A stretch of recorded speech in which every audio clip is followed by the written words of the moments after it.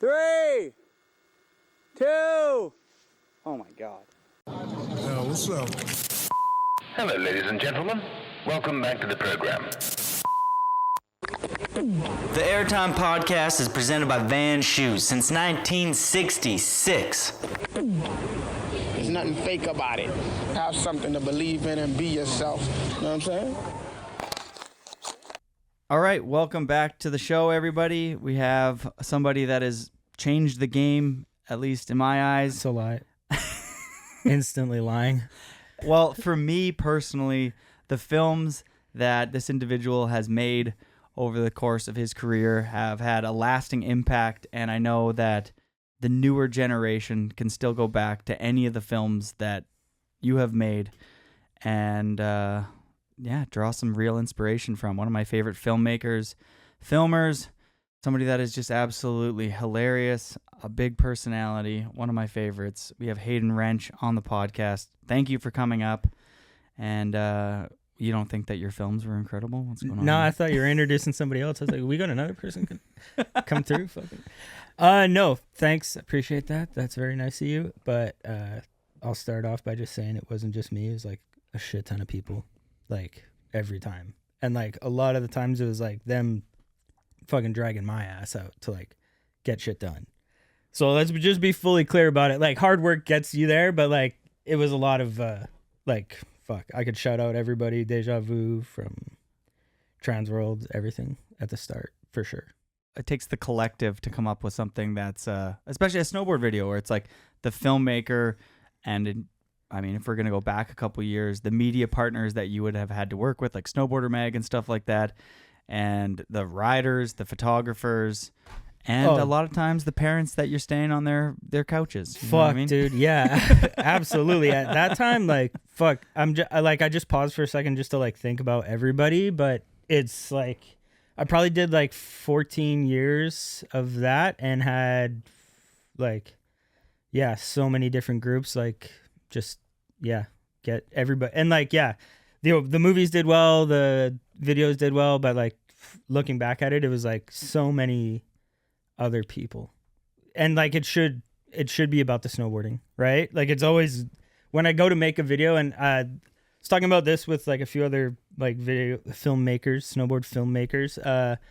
Recently I was like, hey, like, do you let the riders like choose what is in their part, like the music, the whatever? And like I remember for Deja Vu was like big, letting them like a lot of autonomy on like what they wanted in their video parts and like songs and stuff. If somebody didn't have a song, like we would then fill the gaps. But for a lot of that stuff, like they were so dialed and meticulous on like what they wanted in their parts that we just like kind of let it go or like let them do their thing. So at the end I was like learning a ton. I was still young at that time. 2013 was like the first one, I believe. And, you get a little more confident. You kind of like have your defined way of doing things, and definitely picked up like styles off of like doing Deja Vu. Went into it with an idea, and like Greg Desjardins as well, like had big ideas, and a lot of those are his that translate through to the movie. And that was super cool as well. But then you get a little bit older and you kind of develop your own style, and you're able to like build off of that, and like everything's like an amalgamation. I think that's the word. I don't know. Jeez, yeah, of totally. Of like everything kind of like built up into one thing, and then you quit at 30. Well, maybe before we go into the quit, because it looks like there's a little bit of a reintroduction. You just went to Chile? Yeah. Well, who'd you go to Chile with? That was pretty fun, actually. I've done a few snowboard trips like randomly since I'm not gonna say I retired, like whatever. I just like chose a different path, and we can get into that later. But I went to Chile. It was super fun. I'd never been to South America throughout my entire like snowboard filming stuff. And it was with Jake and Jed, which was really sick. I like so badly missed the actual act of going on a snowboard trip. And we like, nobody tells you this, but while you're doing it, and there's probably kids like that would kill to be on a fucking professional snowboard trip, you know, and nobody tells you while you're doing it, because like, don't take that shit for granted. It's crazy that somebody else is fucking paying you to go stay in a hotel, go snowboarding, not have to go to a fucking office, not have to do any shit. Like that's the good old days before you forget. Like that's actually fucking incredible. And I definitely forgot about it when I was doing my shit a lot. But it's super fun. We went with Jed, Jake, our other friend Stefan, and then my friend Antosh, photographer. And it was super fun. We're all snowboarders. Stefan like loves it. He's not like a snowboarder, but he's like a skater, and it was like crazy. South America is super fucking sick. Santiago was cool. Chile, like the country was awesome. Empanadas every day. And then the hotel we stayed at was fucking baller. So nice. And they had this cool resort that was like high alpine. And like if you were an alpinist, it would be a awesome place to go and just like start hiking up and then get lost and then come back to this like 5-star resort. And it's the only thing there. That was, fucking cool. I hope everybody else had fun because I did. You know? There's some really good skateboarders that snowboard. Sasha Daly's like a ripper, who else is dude, Rick McCrank was a fucking sick snowboarder. When I did the Chris Brown episode a while ago, Browner was talking about the early days of McCrank being slightly involved in the whole like, whiskey boom. And then you see his old footage in those videos, you're like, dude, Rick McCrank was a ripping snowboarder. Yeah. I always thought he was just somebody who recently picked it up. But no, Rick McCrank's been involved in the... Oh, no, he's nice. He had that S montage, or like the shit in the Manic Matty. The intro. Riding on a Blackcomb Park. I'm sure that it's talked about on like fucking 10 other podcasts, so. Yeah, totally. Favorite part of Chile. Oh, my God. Other than the empanadas, is that what they're called? Yeah, dude, we were only there for like 5 days. Are empanadas the things that are wrapped up in like the corn? No, maybe it's corn. It's like a pizza pop. Ooh. It's like a pizza pop with good filling. Yeah. It's nice. And then they give you like good dipping sauce. Another thing I was thinking is because like snowboarding was like such a rich sport. You had to like have a ton of money to do it. And you still do, like by any means, like you really still do. But I think now it's gotten more aligned with the accessibility of like what skating was. Dude, like, the Dylan Ojo hike park. Yeah, like exactly. Like little things like that to showcase like you don't need to buy like a lift ticket and buy a snowmobile to go snowboarding. Yeah. You know what I mean? Like you can actually just like buy like a cheap board and some used boots at the Reuse It Center and then go hike a hill and do a lip slide on a box, and it's actually a fun day. It's still super fun. I think a lot of brands lose sight of that. Like especially maybe when I was just starting 2007 or 8 or like they see like, oh no, it's all about contests or the mountain, and there is like a romance behind that, but like they would be like, oh, there's no money in street snowboarding. But like if you look at the videos now, it's like almost all streets. Not almost all, but like there's a lot of like street snowboarding influence, and then there's not a ton of like all-terrain people that before it was like, oh, you're gonna go have your rail part and your fucking backcountry clip part, and like not a lot of hybrid boarders. Yeah. I mean, off the top of my head, I like, Sam Taxwood comes to my head. Someone who actually like stunts in both. Yeah. Can do both, rides park well, Dude, his park shit, I remember seeing it and being like, yo, what the fuck? And like maybe it was a quarter pipe or a hip session or something, and I was like, Jesus Christ, in this first Snowboarder Mag video, I believe. Dude, he's done some big park jumps with like big tens. But then to be that, and like to be that disciplined in that craft, and then be like, yo, I'm gonna do the fucking streets too, and like do all the backcountry stuff. Like I have crazy appreciation for people that have like not only been physically capable of doing that, but like mentally, because it takes a lot, and you really have to pay attention, like to understand like what your path is, and sometimes it can get a little misconstrued for a lot of people. I like how like Joe Sexton did like a lot of rails, but then he would have a bit of backcountry for a couple years. Kuzik did that for a bit. Then he launched his snowmobile into the back of his truck and was like, I was there for the Kuzik era. That was sick. You were there for that? I mean, I think I got to the parking lot later that day, but the Kuzik backcountry era, and like Jake, I love you, you know that, bro. But like if that was so crazy, he's like, I gotta get a sled. I gotta get on the backcountry. I was like, I don't know if we have to. Do we? Do we all have to? Like, I don't think we all have to. but he had sick style back there. I'm not saying like from the trick perspective, like when he went and did it and grinded it, like it was sick, but like I could tell it made him uncomfortable. So like number one advice for anybody, don't do too much stuff that makes you feel uncomfortable.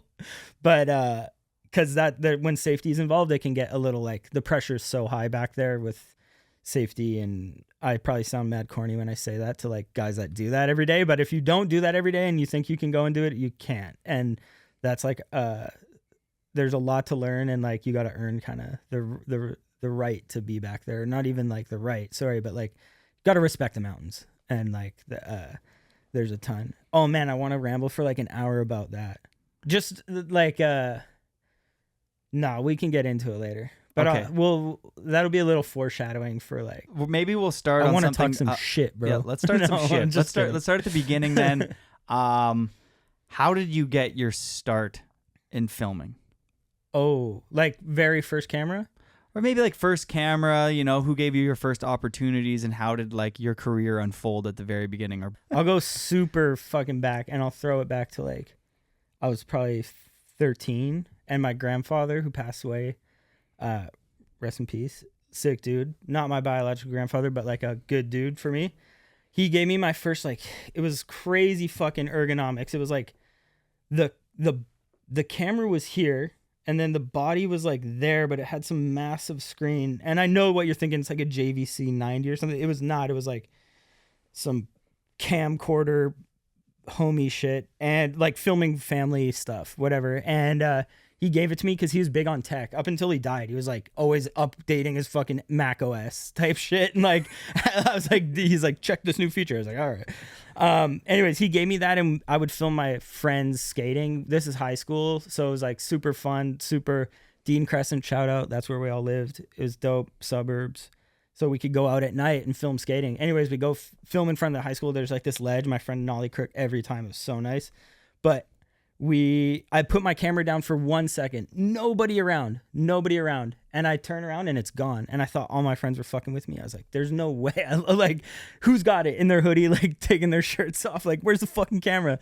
Somehow it fucking disappeared. Like, gone instantly. And I was like, okay, that's fucked up. Like, that was like my only outlet, you know, at the time. Like, at this time, I didn't play video games. I like watched my friends. I had like Xbox, all that stuff. So like, that was kind of like what we were doing. And like, played a ton of sports. We all played sports. It's fucked. We like everybody that skated all played on the football team, all played on the soccer team. And like we'd lose, and like the chalk dudes are like, fuck dude, this fucking sucks. And we're like, yeah, fuck yeah, this sucks, dude. Like we didn't go skate now. Like I went to lacrosse high school. I played lacrosse all fucking high school during the day, and then we did like regular school in the afternoon. It was sick. They were all trying to get us like university scholarships to like A, fund the school, like B, make the school look good. And they're like trying to ship us off to the US, all this type of stuff to like, I'm sure some business aspects behind it. And so they were juicing our grades.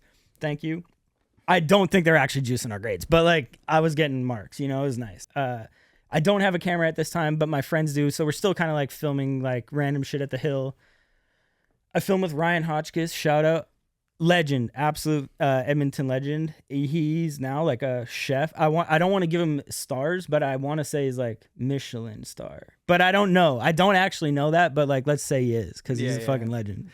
that back lip on that fucking wood rail. Oh yeah, dude. So that's where it went down. That was kind of the training grounds, the TF for fucking Edmonton. You would just go there and like try new tricks on like 40 stair wood rails, which is fucked. Man, I got a story about that shit too. Anyways, but like, so I was just filming with him. I would like borrow a camera to film with him, or like I think Sugget had a camera that he let us use, which was sick. All right, shout out Sugget too. But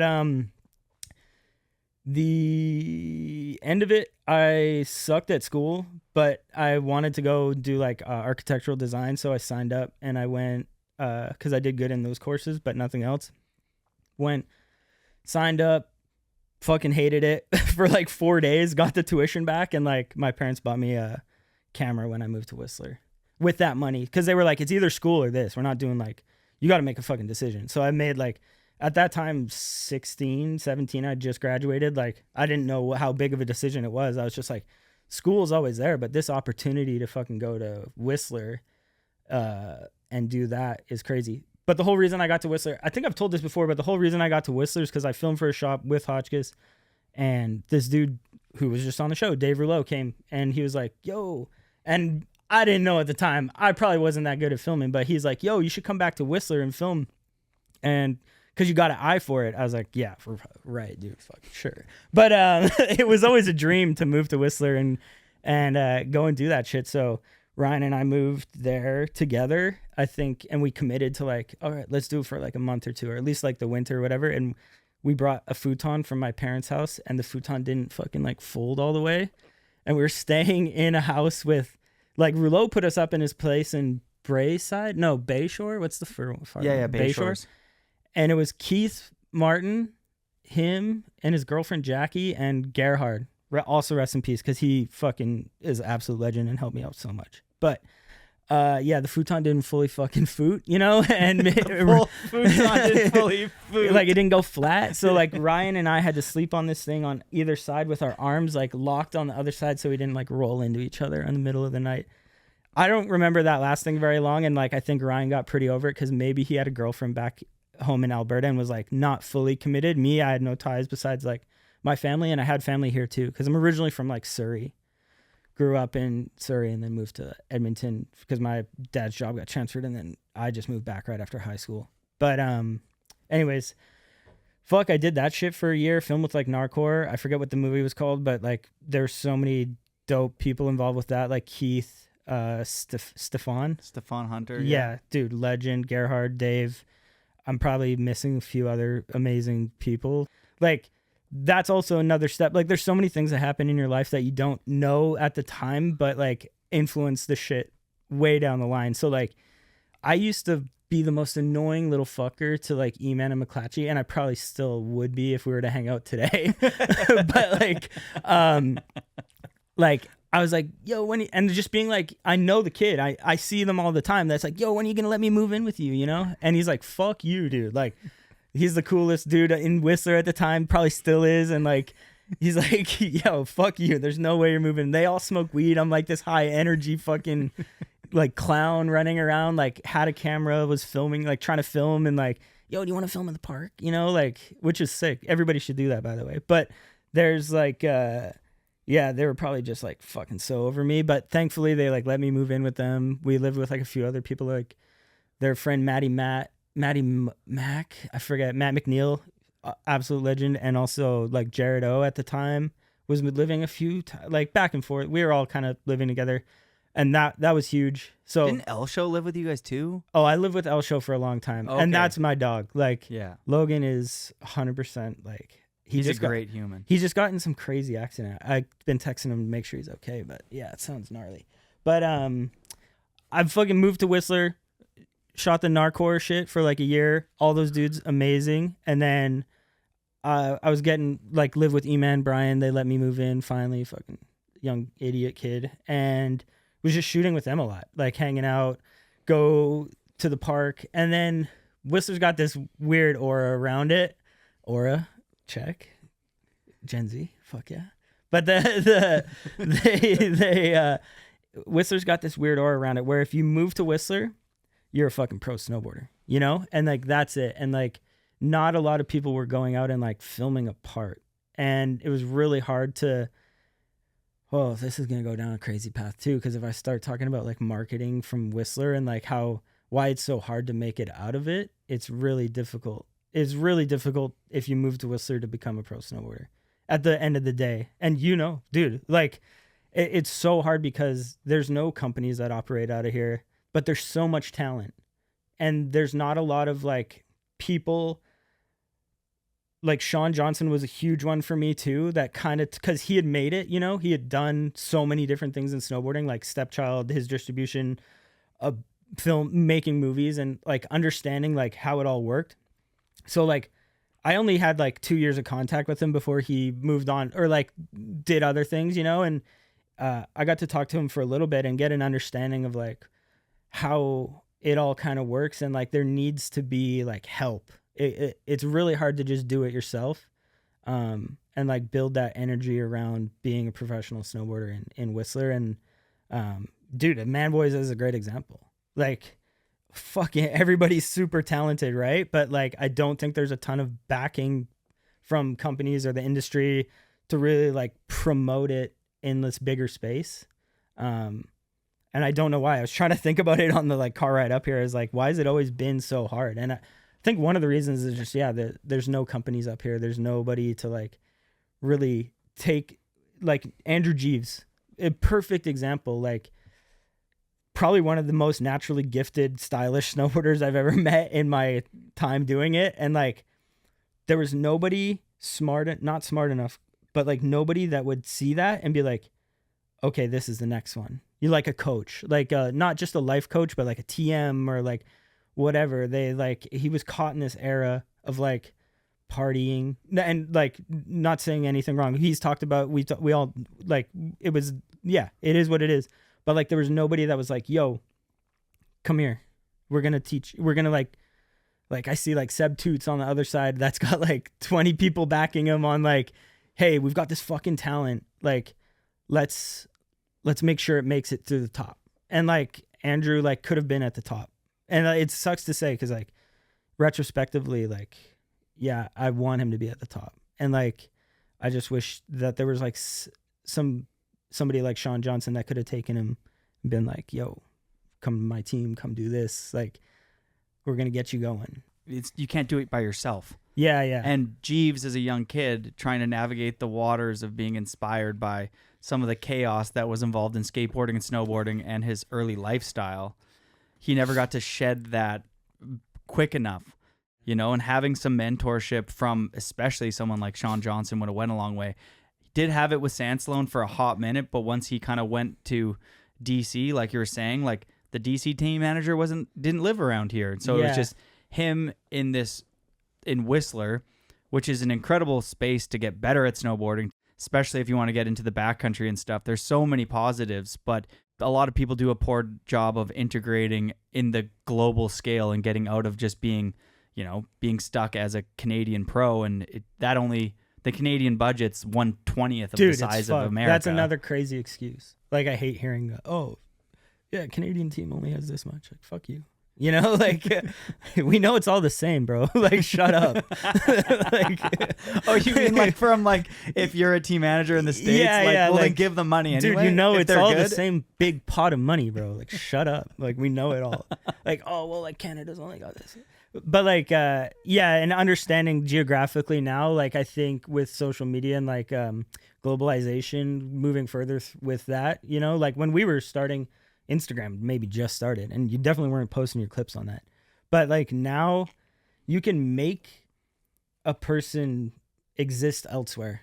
Like Whistler's one place, but like you can make them exist in the States easier instead of having to like have a movie come out with everything every year. So, dude, I don't know. I'm kind of confusing myself when I talk about this shit, but you could probably just cut this whole fucking part straight up. Because where did I leave this story off? This is going to be a cool way of kind of telling a story. We're going to tell my whole story from like day one till now, but I'm just going to tangent. It's going to be like a movie when they do flashbacks. I like it. You ready? I'm okay, ready. So we did an Encore. I've started filming with Eman McClatchy, who I love filming with. Obviously, most insane shit. Some of the coolest, like, I think McClatchy was doing like NBDs like once a week. It felt like he was doing some crazy shit. And then did you film that Fakey Hard Way Back 270? Salmon Arm Rail, yeah. You filmed that? Yeah. Where is that clip? On a hard drive. I've tried to find that a million times because it's the first one ever done. Yeah. That I don't was know. Dude, one of your hard hey, drives. yo, I'm going to come clean 100% here before we go any further. But like, as a kid, I watched snowboard movies religiously. Like, Robot Food, like all those Burning Bridges, fucking Love Hate, Forum, all the Forum videos. Like, True Life was like repetitive, I couldn't tell you a single fucking trick besides a 50-50 and a board slide. Dude, I didn't care what they were doing in the air. As long as they look fucking cool and like landed, I was like, yo, that was sick. Like, it wasn't until I was like probably like 20 years old that I was like, yo, that was a Cab 9, huh? That's fucking crazy. Think I was super focused on the lifestyle. I was like, damn, these guys look like they're having fun, and that's a crazy way to live your life. Like, you just get to go snowboarding every fucking day. That's crazy. And then you just, like, I mean, I knew what a 360 was. I knew what all the clips were, but it would not be until my second or third watch that I would be like, holy shit, he had a Cab 5, back 5, front 7, back 7, and there's a 9 in there. that's a crazy part. Like, he had a pretty good season, you know. I never thought of it like that, like, until like some of the other doors were opened of like, yeah, that's really hard to do. And like, I didn't understand that. It looked all super easy for some reason. I mean, and when you get an opportunity to go from Sandbox, Encore to filming with Eddie Grams and actually doing like a full video and being immersed into your first time probably in the backcountry and going on like rail trips with Solers and Belzil, and you see how hard it is to get that array of clips. Oh, it's fucked. It's insane. Before we go to Eddie Graham's era, after Narcor, after Sandbox, I did like maybe 2 seasons of just fucking around in Whistler, film in the park, film for Stepchild, fucking Sean Johnson. This one's crazy story. He's never gonna hear this, and it's probably fucking hilarious to him too. But who's the dude that was on Stepchild? Scotty Vine. I had the camera that everybody wanted to use, the HVX, whatever. So like, I'm not that good at filming at the time. Probably still aren't. But he goes and he's like, yo, Scotty Vine's coming up. He's going to do the double backside rodeo on the big jump in Blackcomb. I want you to film it. I was like, holy shit. Fuck yeah, dude. Let's do it. I don't know if it had been done or because Andreas had done one. Or, I think Edela. Arrow Edela. Yeah, had done one or something. And I was like, maybe David Benedict, and that's about it. Yeah. And he's like, Scotty's going to come do it on the big jump, the 90-footer. Is that what they're calling it still? What do they call that fucking Kong. thing? The Kong? That thing's Kong? Yeah, fuck yeah, Kong. Anyways, we go up there and like, I'm setting up on the knuckle like a true fucking legend, like classic knuckle filming. And, okay, so the way you got to hold the camera, you got to kind of hold it against your body and then like look through the eyepiece. And there's this button on the fucking back of the camera that if you hit it, it switches to fucking VCR mode. So I'm like sitting there like, okay, Scotty, drop. Okay, I'm ready. Go like this, like put the camera against my chest. VCR mode. No, like I'm like looking at the blue screen of all the clips. I'm like, no, fuck. Like trying to fix it, like, fuck. Like he goes, does it perfect. Like this, he had like warmed up just regular backside row and then he did the double. And Johnson's like, hey dude, let me see the shot. I'm like, oh dude, I got bad news. And he's like, I told him, I hit it in the fucking VCR mode. And he's like, pack your fucking shit and get off this fucking mountain. I was like, oh shit, dude. And like, that didn't even like irk me. Like I've had hockey coaches come in and like fucking kick the garbage can, like tell us we're all fucking idiots, you know? Like I was like, that's classic. Like I did fuck up and I should go home. Like absolutely, dude, I'm sorry. I instantly start packing my shit up. And I honestly remember if I maybe came back or somebody came down to the lift and got me or some shit and was like, dude, get back up there. You're the only one with the fucking camera. I forget what it was, but I think we filmed it and I think he got it. And I did like a few like edits or some shit for him. And like, anyways, he gave some crazy advice, which I'm going to pass down now. Is like, he's even at this time, this is 2007, he's like, dude, there's no more money in fucking snowboarding. You got to get a trade. And like, he instantly like was like, go in the summer and start framing houses. I'm dead serious. And I was like, really? And like, it didn't make sense until later. I was like, oh yeah, I should be doing that because there's so many skills you can take. Like I'm still to this day, always trying to learn how to do something new. I work construction with my friends. I work on film sets doing like random shit. Like we can get into that too and like talk about the other stuff that I do. But yeah, this is all good advice. Like we can get into more advice stuff later, but I'm kind of rambling about my story. I just want to give my last shout out before we end the story because like it gets to modern times soon. Gerhard Gross, I was on the lift once in Whistler and I had never made any money filming snowboarding to that day. And he called me and he was working for Quicksilver Roxy at the time. And he's like, yo, there's a crew that needs a filmer out in Austria. And I was 17. I was like, oh yeah, dude, fucking don't need to say anything else, but I'll book the ticket tomorrow. He's like, okay, sick. It's with the Roxy team. I was like, fuck yeah. Like, this is awesome. Like I'd never made any money. So I went, and they, at the time, like I went and showed up and everybody was so sick, so nice. I didn't know what travel budget was. I was just like, yo, can I get this Kinder Surprise egg? And they're like, dude, you can literally buy whatever you want. And they were buying dinner and like getting steak, wine, all this stuff. I was like, oh, I'll just get the chicken strips. They're like, dude, get something nice. I was like, I don't have that much money. They're like, what do you mean? We all have so much money. Like we can all spend whatever we want. I was like, no way, dude. So like, I think that trip I probably bought like, the like big like 10-pound Kinder fucking things in the airport. I think I bought like 4 of them. And I love Kinder like so much, the milk chocolate shit. And the photographer was getting me to buy beer and cigarettes because he'd been pinched so many times that he's like, they're never gonna get you. Like you just buy them. I was like, okay, yeah, sick. And like I was making like full disclosure, like probably like $2,500 a month US at the time for a 17-year-old. That's fucked. Like imagine you like that's like $4,000 Canadian plus inflation. That's like $6,000 a month. Yeah, and even that was like nothing compared to like I asked the MacDuck filmer like, yo, how much money do you make? He's like $8,000 a month. I was like, maybe one day. But then like obviously fucking industry recession, all this shit. Like, and I'm fucking 18 when the recession hits. I don't even know what a recession is. I was like, it was such an excuse for every fucking marketing guy to be like, recession, dude. There's no money. Now that you're, and that guy at the time, you were 17 and he was 24, and now you know what a 24 knows about a recession, which that person, when they told you that, actually knew nothing. Yeah, they they're like, just knew the word. They just heard it from somebody above them. That's like, totally. Recession. No money. Sorry. Fuck. Good luck, guys. How many years did you film before that opportunity started? That was 2009. No, that was 2007. So you probably 1 filmed year for like 3-4 years. I was the before? luckiest filmer in the entire world. Like, and not just lucky, but like Gerhard. If it wasn't for that, I wouldn't be doing shit. Straight up. Back to it's not just about you. You know what I mean? It's like in order to make it through just life in general. Yeah. You know what I mean? It's about relationships. And if Gerhard is willing to vouch for you because you did some stuff with Encore, Yeah. he's like, then that's your in. Yeah. And like, I'll tell this to anybody, like, you put me in McDonald's today and I'm going to work as hard as I can.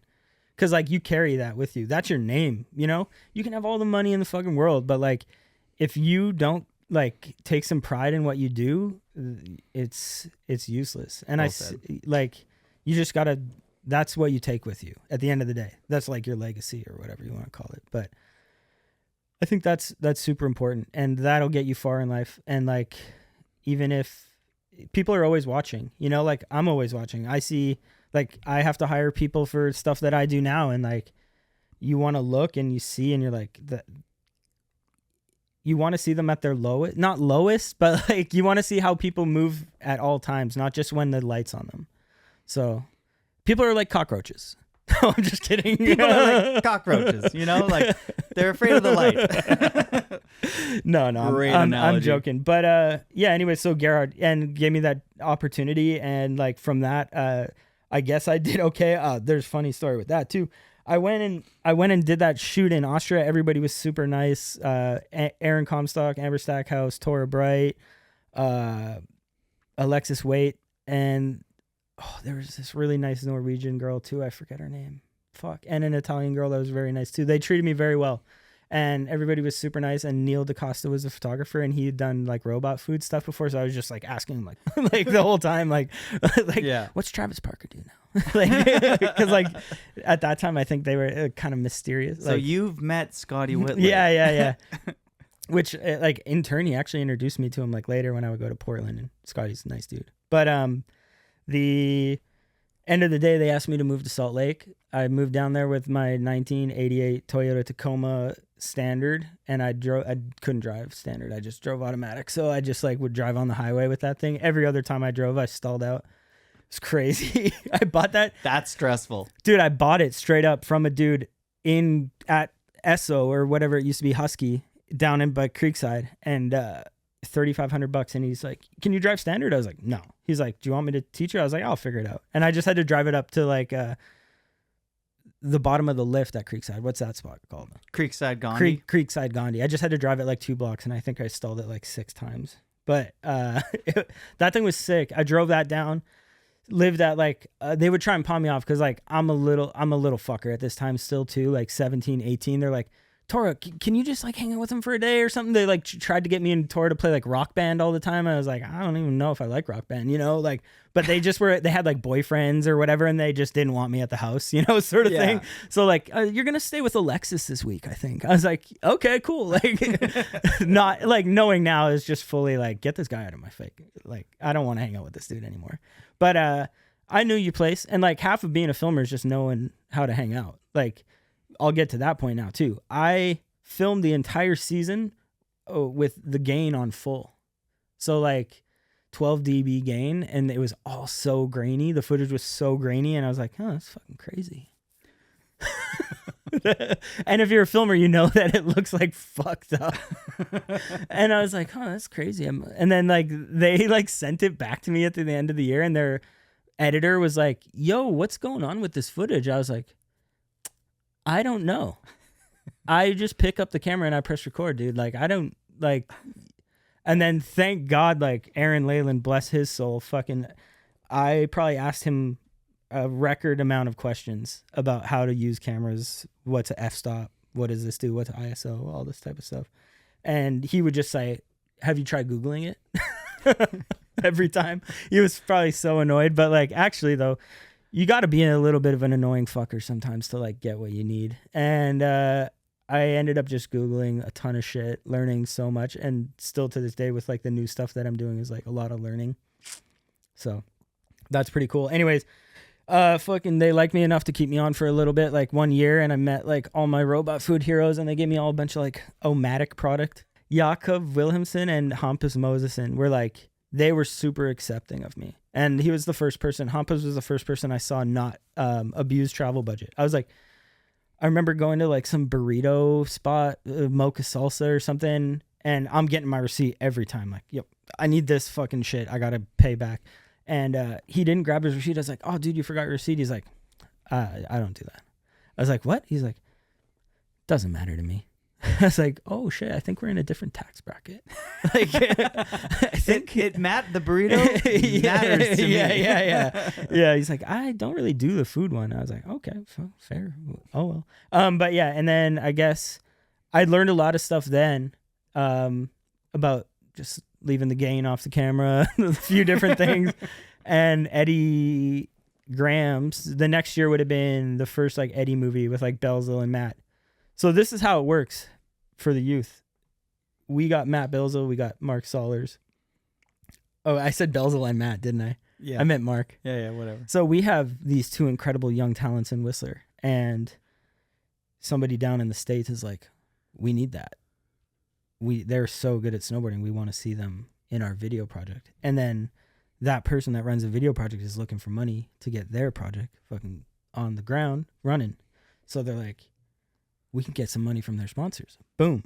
And then that's how, if you don't know, which maybe some people don't know how independent video works, is their sponsors pay for the video to get made. And then they get a logo, and that's about it. Anyways, we get Matt and Mark, and maybe there's one other person. Was it Max Honegger was like a little bit up in the mix. Yeah. But Max and Eddie were more filming together. I don't think I filmed with Max much. But they needed me, or they needed somebody to film Matt and Mark. And I couldn't snowmobile. But those guys did. And God bless Matt Belzil for fucking teaching me how to snowmobile. Because I was talking about Jake. I was talking some shit on Jake. But straight up, I was on the same tip. I was feared out from the mountains, bro. I would like, if I heard, yo, we're going up Brandywine, and I'm like, shoot, gauntlet, I'm going to fucking die today. Like, I'm actually every day I went out in the backcountry, I thought I was going to die. Crazy thoughts. Could barely even sleep when they would tell me that I'm going somewhere that's like kind of far. Yeah. Now that I've gone there, I'm like, that's not far at all. But at the time, same thing. Like, I'm in my helmet. Yeah. I remember first time I rented Devin Walsh's sled, I crashed it into a tree and cried in my helmet. Dude, it's fucking crazy. And we're going deep in Callahan. Oh, fuck, what if I crash out there? I'm fucking dead, bro. We're all going to die. Fucking Gerhard said he saw a Wolverine out here. Like, I remember hearing like crazy stories, like, and like you kind of do need that fear so you respect the mountains, because yeah, I'll go into my next story. I started filming with those guys. That was fucking sick. Learned a ton, had a good time. Like, I kind of got past it, and I do have a redneck switch where I'm like, I fucking love snowmobiling now. You know, like, get me out there. Like, as soon as you know how to fall skating, you're like, I'm down to skate. You know, it's the same with the snowmobiling. Like, as soon as you know how to ditch a sled or get out of situations, it's all learning. Nobody can go up there and, like, know how to counter steer right away and, like, where the weight and positioning is, and then, like, how to ditch it and be safe, and, like, not just that, but then how the mountain works. Like, if that's gonna slide, if there's a pocket here, fucking hoar frost or whatever, you know, like. I thought that you were my first time ever going sledding with you. We hit Beardemore's cover jump, and we were filming you and me and Belzil on like this poppy jump, and all those shots were actually in Eddie Grams' movie, and that was my first time. I remember thinking you were a good sledder. Thanks, man. I remember being like, damn, like this guy's boss for his first year, because I'd only been on one like maybe once or twice. Oh, okay. And I was like, oh, he's getting the hang of it. He can get out. I think we went up Sprout. Oh yeah, easy. Yeah. Easy. Yeah, I think I got good fast. Hopefully good enough, you know, and then you go out with like dudes like Curtis Cizik later in your career, you're like, I am not good. This dude is good. You know, like Russell Dolby. Yeah. You're like, these guys are good. I can get around, you know? So I do miss that. I miss snowmobiling. That shit's mad fun. But what was I gonna say, bro? Fucking what were we talking about? We were going into Transworld, right?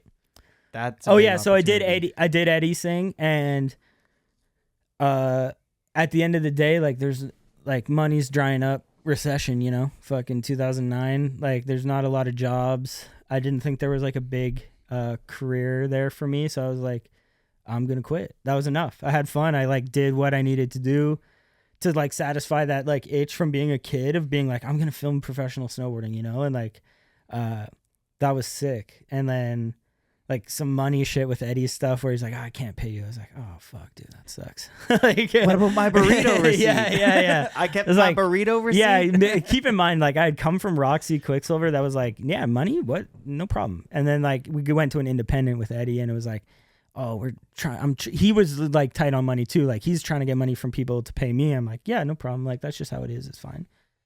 I sold my truck. I sold my sled. Sold all this shit, and bought this fucking WRX car. So nice. Like miss that thing so bad. And then literally the day I sold my truck, I think Joe Carlino called from Transworld and was like, yo, we're looking for a filmer in Whistler. I was like, fuck. Like, call Leland. Yeah. I was like, motherfucker. Like, I forget his wording was like, are you down? Like, I forget what he said. He's like, he didn't even like ask. He was just like, are you down? Hey, it's Joe. Are you down? I was like, dude, what the fuck does that mean? Like, do you want to film for us? I was like, fuck. Yeah. Like scrambling, like bought a new truck, like sold the car. I sold the car to this dude. I didn't know what money was, but he comes up and he's like, it's parked outside my house in Edmonton. I was still living at my parents, and it's parked outside the house, and he rolls up in a fucking Mercedes, like nice SUV. I don't know shit about cars. It was a nice Mercedes SUV. And the car was like, I was selling it for like $6,000. You know, it was like a nice WRX. I think I paid $9,000 or something. I was taking a hit because I just needed to get rid of it. Knocks on the door. He's all fucking like swaggy dressed, you know, like looks like a designer, you know. And he's like, yeah, I'll just take it. I was like, oh, you don't want to drive it? He's like, nah, I just need a beater for my wife. I was like, dude, a beater? This is the nicest fucking car I've ever owned. Fuck you. But like, thanks. Here it is. Here's the keys. But yeah, that was pretty funny. So Joe was super nice to get me on there, and I filmed with like some of my heroes, you know, Devin, UC, and then Mark had come over. Maybe Mark was the reason I got that job, to be honest, because maybe they were like, oh, we need somebody familiar with Mark. And then Devin was super accepting to how shite I was at sledding too, and like that crew that year was insane because you have Mickle, Ika, UC, Keegan, like Jake O.E., Bradshaw, like In Color was a crazy lineup. Yeah, that was fun. That was such a good year. Keegan, did you say Keegan? Yeah, Keegan got Ender, and I think Mickle opened. Yeah, 2010. Mickle opened? No. In Color? Didn't he? To that, Sollers got second. Keegan ended. Okay, trick question for the viewers who opened this video. I don't think it was a backcountry opener. Oh, it was Emmanuel Diaz had like a bunch of clips at the start. No, Yeah, but I think Mickle opened. I'm like 90% sure to that like fucking Band of Horses song. That might be Cap. Like I might be wrong. Do we have the DVD here? No. No, you might. You're right. I think you're right, dude. Fuck. Anyways, yeah, I did that shit. Fuck. That was super fun. I had crazy year though. At the end of the year, I broke my leg. Like I was talking about not respecting the mountains. You got to respect the mountains. You got to pay attention all the time. We're filming on Dekine Gap or whatever it's called. What we call it, Dekine Gap still? Yeah. Yeah. I was just like Devin. Who was it? Devin, UC, Ika, and maybe one other person. And fuck, I forget the photographer too, but he was super dope. Gabe LaRue, maybe? Nah, it was a Loke. Anyways, we went and pretty shit day. So we're like kind of just scoping around there. Like, oh, we're just going to build it. Maybe come back tomorrow, whatever. I go back, start looking at an angle, looking back at the jump, going forward. Fucking massive ditch, flipped over the shit. Legs got stuck in the handlebars. One leg just snaps in half. Fully tried to stand up and it's just like hanging there. And I'm like, oh, fuck, I broke my leg. Like yelling, like just in shock, like, oh, fuck, I broke my leg. Like, they're like, yeah, right. Like right over, like shit is dangling. They're like, oh, fuck, shit's serious, you know? And they called Anthony Vitale was there, legend. Somebody calls a sat nav heli, whatever. Takes like an hour for them to get there. They show up. They're like, you got a broken neck? I was like, no. They're like, well, we're looking for a broken neck, dude. You're going to chill here for a bit. I was like, fuck. And we got the info that I was looking for Marie Francois that had broken her neck that day, March 23rd, 2010. And so they leave me there for like another 4 hours. Thank God it was like middle of the day, you know? And Travis fucking Rice shows up with his crew. They're like, everything all good? You know, I was like, yeah, we're chilling, you know, fuck. They had like lost the sled in a crevasse or some shit. And like, there was like a whole bunch of shit that happened that day that was just like not the day to be out there. Like I heard like sleds were blowing up. All this stuff was like crazy. And the whole time I'd never broken a bone. I fucking hate the hospital. I hate needles. I hate all this shit.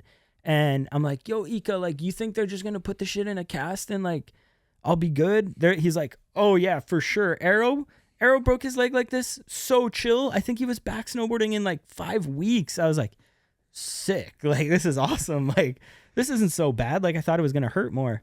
Anyways, put me in the heli, get down to the Whistler Hospital. And first things first, they got this fucking massive needle. I was like, yeah, no. They're like, no, you need the needle. I was like, why do I need a needle? They're like, you're going for emergency surgery, like right now. Your leg is hanging off your fucking body. I was like, no. But once they like cook you with that shit, you're like, yeah, do whatever you want to me. I don't care. And then they give you like laughing gas, drive you down to North Van, and they just set you up. And within an hour, my uncle had a friend, Scott, who I'm still like, we play golf all the time. This older guy who works at the hospital as like equipment manager, let's say. I think that's the job. But like he's the one pushing my bed into the thing, and he's like, you're gonna be all right, dude. Like everything's all good. I was like, thanks, man. Like, and like they just count you down, and you wake up in like hell with like people crying, and they're like, take a piss. Like you're like, what? They're like, pee in this. I was like, I don't have to pee. They're like, all right, then it's a catheter. I was like, I'll fucking pee. Like, give me the thing. I'm like standing up, broken leg, like trying, like just fresh surgery, like trying to pee in this thing and like make sure that they don't stick the thing in you. And then, fuck, man, they were worried about compartment syndrome. I had to stay there for like 2 weeks. And then just over the like year, it wasn't healing, and like it took like 2 years. I couldn't wear a snowboard boot for the next season because of the pain, like on that where it happened. It was like right where the boot like hits, so like that top thing. And every time I would go for a 6-month checkup, they're like, yeah, the bones aren't really like coming back together the way that we hoped. And like a year and a half, I went for my like third one. They're like, you know, those bones like still aren't really touching like the way that we really like it to. I was like, he's like, if it doesn't fully get back together, we might have to amputate it. And I'm like, that's the last time I see you, dude. That's the craziest thing I've ever heard. I'm running around skating, fucking snowboarding at this time. Like I was just like, my pain tolerance was so high. And just in that leg, I'm a kind of a wuss when it comes to other shit, but I think I had a crazy amount of nerve damage too, so that like I couldn't even feel the pain a lot of the time. And I kind of just wrote it off as like whatever. But during that year, 2010 was a crazy year. Like, do you want me to keep talking, or do you want to say something? No. Keep going.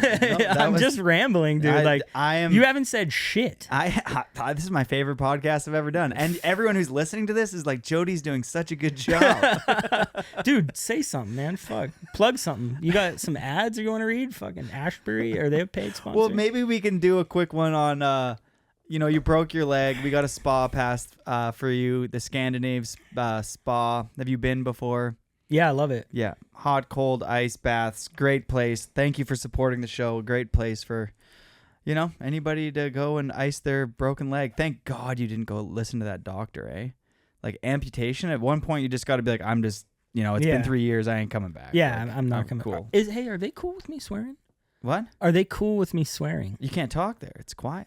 No, are they like, they're a sponsor? Yeah. Are they cool if we like swear on the podcast? I mean, I'm 36 years old. I'll do as I please. Okay. I didn't know. Sometimes I thought maybe I didn't even ask at the start, to be honest. Honestly, the word, to me, the word fuck is the most universal word in the English language. You can use it to describe anything. Yeah. And I think we've gotten past that being like this I don't know, faux pas taboo word that you can't use anymore for anything. Because for me, it describes things so well. Like, the emphasis you can be on, like, and then fuck, I broke my leg. Yeah, it's like the way you say that, people can feel that emotion. Nice. I like that word, and I'm sorry if it offends people, but it's thanks. That's what I got. Thanks. Yeah. Sorry. I'll try and keep it to a minimum.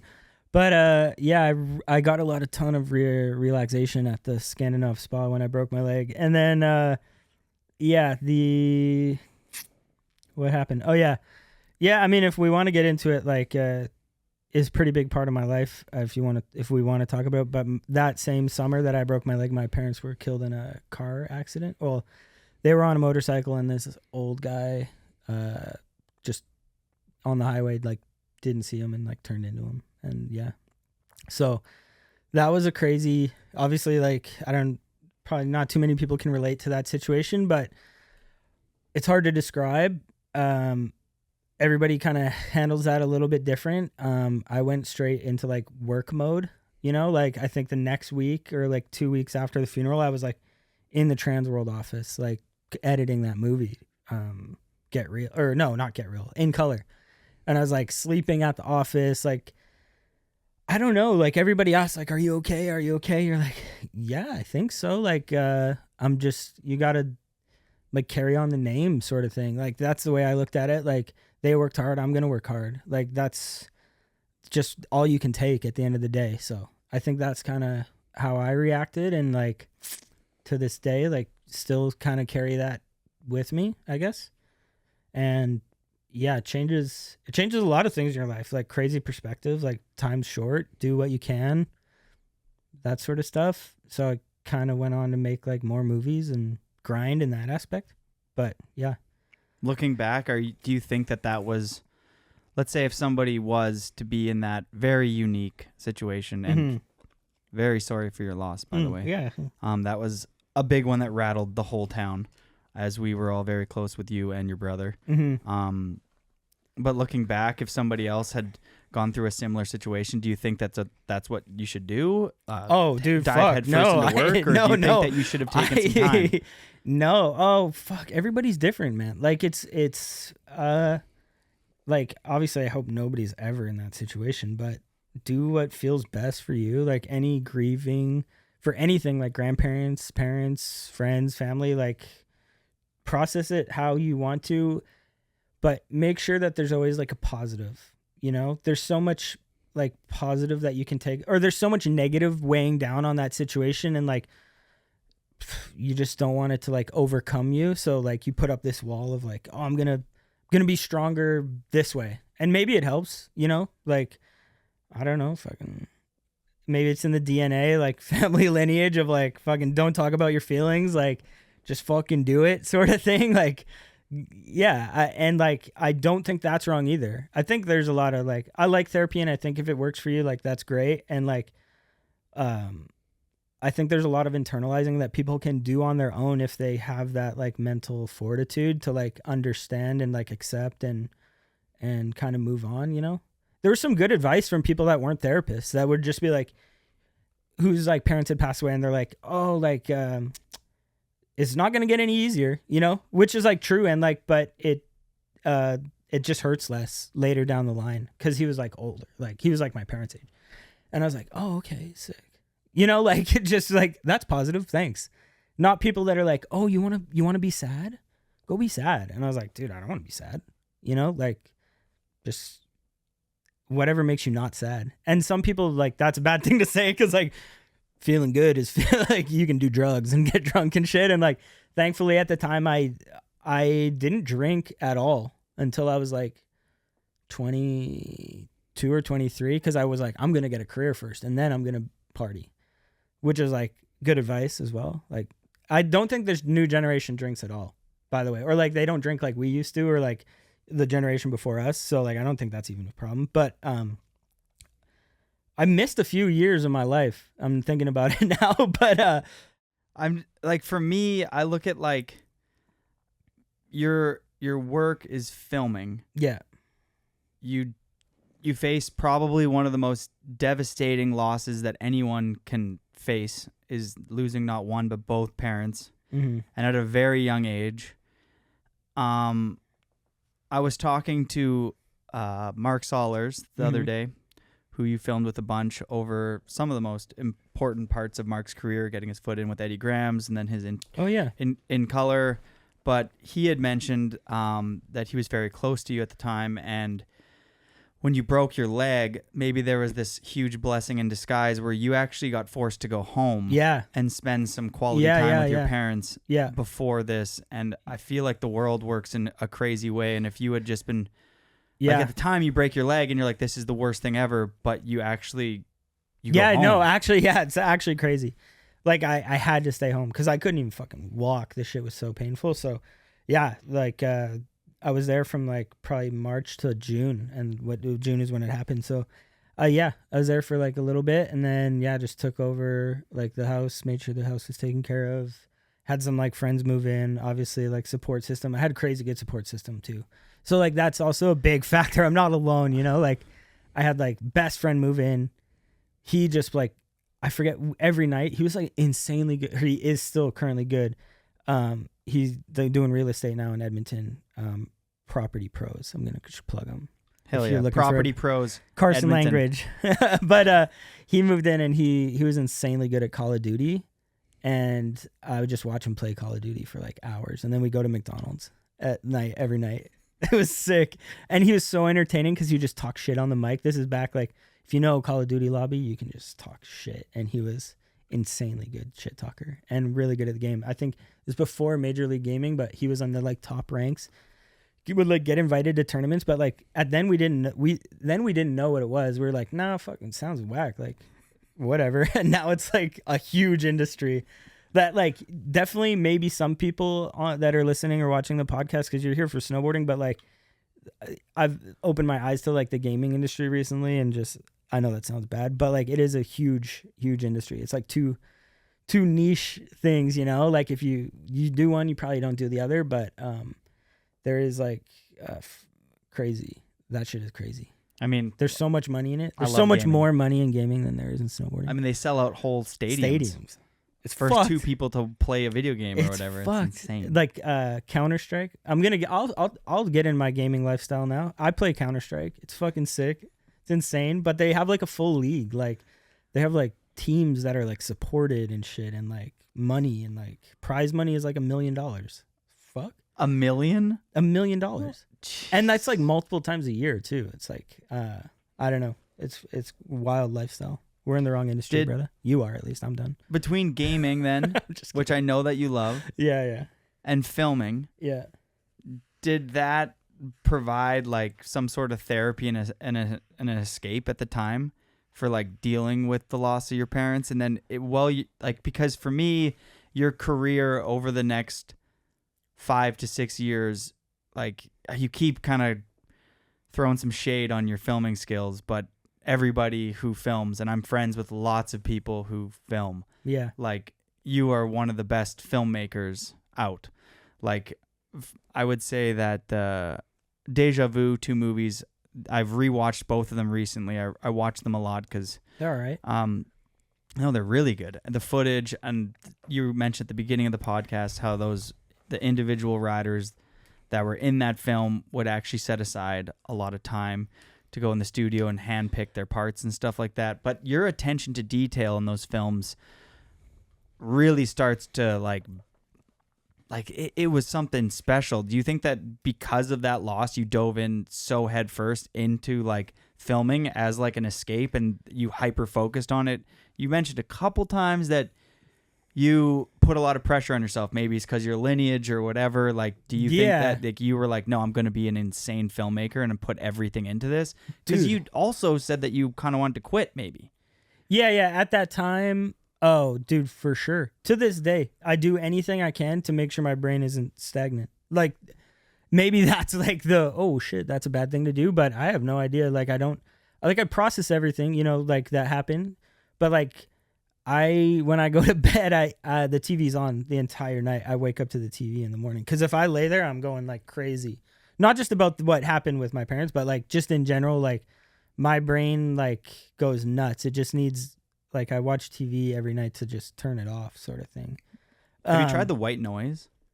No. Is that nice? Is this some we were Rogan? just Are we getting into some Rogan experience we type were just shit right now? Uberman Lab or whatever the fuck it is. Uberman Lab, man. No, I was at a Airbnb recently, and there was a little machine beside the bed, and it was like, press it for white noise. And I was like, I'd have never slept with one before, but it turned it on, and I too have a very fast thinking brain that as I've gotten older, it's harder to fall asleep. Yeah. It was a lot easier even like 3-4 years ago, but now that my brain's thinking fast, I put a lot of pressure on myself, and my to-do list keeps getting bigger. My thoughts just move a million miles a minute. And I will say that I get a lot of great thoughts in those like later hours. Oh, dude, yeah. Do you have a pen and paper beside your bed? Fuck no, dude. Come on. I haven't written anything in like Fuck no, 10 years. Yo, another good time? I love driving. I'll drive. If somebody was like today, like, hey, you got to drive across the country, I'd be like, fuck yeah. They're like, with me, I'd be like, no. No matter who it was, I'd want to drive by myself, because I think I've had some of my best ideas when I'm driving by myself. It's so sick. There's nobody to bug you. You got to like focus, but like, I'm paying attention when I'm driving, but I think it's like the best time to really just kind of be alone with your thoughts and like think, if I'm at home and if somebody was to task me with that same thing, like, hey, sit at home and like just organize your thoughts, I'd be like, no, my PC is right there. I'm going to play a video game. Like, it's like you're forced to like be in this fucking zone, and you're like, I really like it. I love driving. Even just from Whistler to Vancouver today, it was sick. Yeah, I'm a big fan of driving too. My thing is, because my mind moves so quick, I don't know what it is between my mind and like my stomach and my taste buds and everything like that. I'm a big snacker on the road. Oh. So I need to have like an array of snacks and drinks. I normally have like a bottle of water, like some sort of energy drink of some sort. Yeah. Another drink that's like delicious, like a coconut water. And then I have snacks, and it's like for a 3-hour drive or anything like that, like I am fucking snacked and beveraged up. Yeah, you got it. Yeah. I like beef jerky. That's kind of beef jerky. I'm big on the jerky too. It's for some reason when I go on a road trip, that's when I choose to eat healthy. It's fucked up. I'm like looking at the Esso, like, hey, you guys got like apples? Like, I've never had an apple at home. I don't know why. It feels like I'm being productive, so I got to do something like productive for my body. Well, we touched on Deja Vu a couple times there. Let's bring that up. How did that all kind of start? That was at the time. It's a full Canadian crew. For those that don't know, you got Will Levine, Nick Solvay, Alex Canton, LNP, Phil Jacques, Frank April, Ben Balak, Lewif, and Jay Kuzik in the second one, Encore. But like full Canadian roster that were absolute heaters. The attention to detail, the quality of the tricks, the spots, and just what that crew fuels each other to do is definitely inspirational. Dude, yeah. That was crazy. Shout out to all those dudes you listed. Like, yeah, each and every one of them was essential part of the making of it, you know, not just from like performing on the snow, but everybody like behind the scenes was doing something that would like support the project in a way.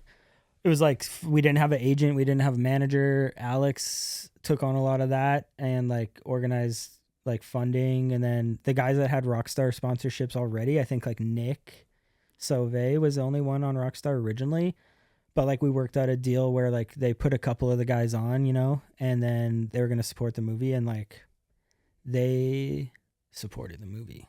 Like essentially if it wasn't for them, like we probably don't make those movies. Like it's a win-win for everybody, right? They're trying to gain footing in a demographic where like they understood that like snowboarding was like a regenerative kind of consumer for them. It would like put them on a different tier. You know, they always had dirt biking and all this stuff, but like nobody looks to dirt biking for like style and like attitude and stuff like that from like, or sorry, I shouldn't say that. The people do, but they are looking for a new one, like a new demographic, and like they were getting into skating and big into that stuff, and like hopefully it worked for them. I think it did. They still make a shit ton of money, so like I'm sure it's fine, but like it's so, this is gonna sound crazy, but it is really, take what you want about the ingredients, how bad it is for your body, whatever, but like for them to support snowboarding and allow a lot of people to do what they want to do and live that lifestyle, I really have an appreciation for that. So thanks. I'll say it, like I'm sure we thanked them at the time, and like our agent at the time was like Nick's agent that like figured it all out, and yeah, that was awesome. And if it wasn't for them, we probably don't do it. You can take that plug out for sure. We don't have to say anything about Rockstar, but no, I don't care. I actually don't mind that conversation as of right now. It kind of is suiting to just even dive into this, that there's three huge companies. You got Red Bull, you got Rockstar, and you got Monster. Yeah, there's other energy drink companies, but those three being the main ones. I feel like every once in a while they stop leaning on what those drinks are kind of about, which is fueling action sports pretty much. And as soon as they kind of forget who they're doing it for, and if they just become another energy drink on the shelf, it's like, then what are they?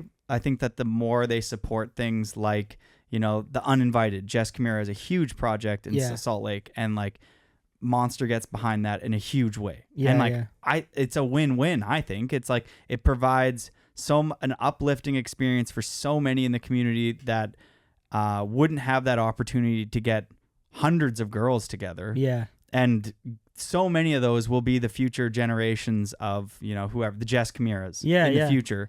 And it's like, if they're going to fuel that, that's awesome. Yeah. Like, because there's not a lot of snowboard companies that at least can afford to do that or do that. No, I'm super, like, any support, snowboarding is fucking, you can't, like, the brands don't have a lot of money. Maybe they do. I actually don't know. Like, maybe K2 Ride, whatever that one, Solomon, like maybe they've got like funding from other facets of their business that is, they're able to like have a loss on snowboarding, but I don't know if it's making a ton of money. It's so niche, fucking global warming, all this type of stuff. And there's like a bit of a fear factor behind it if you're to like pump a bunch of money into like something that might go away soon. Like, I don't know.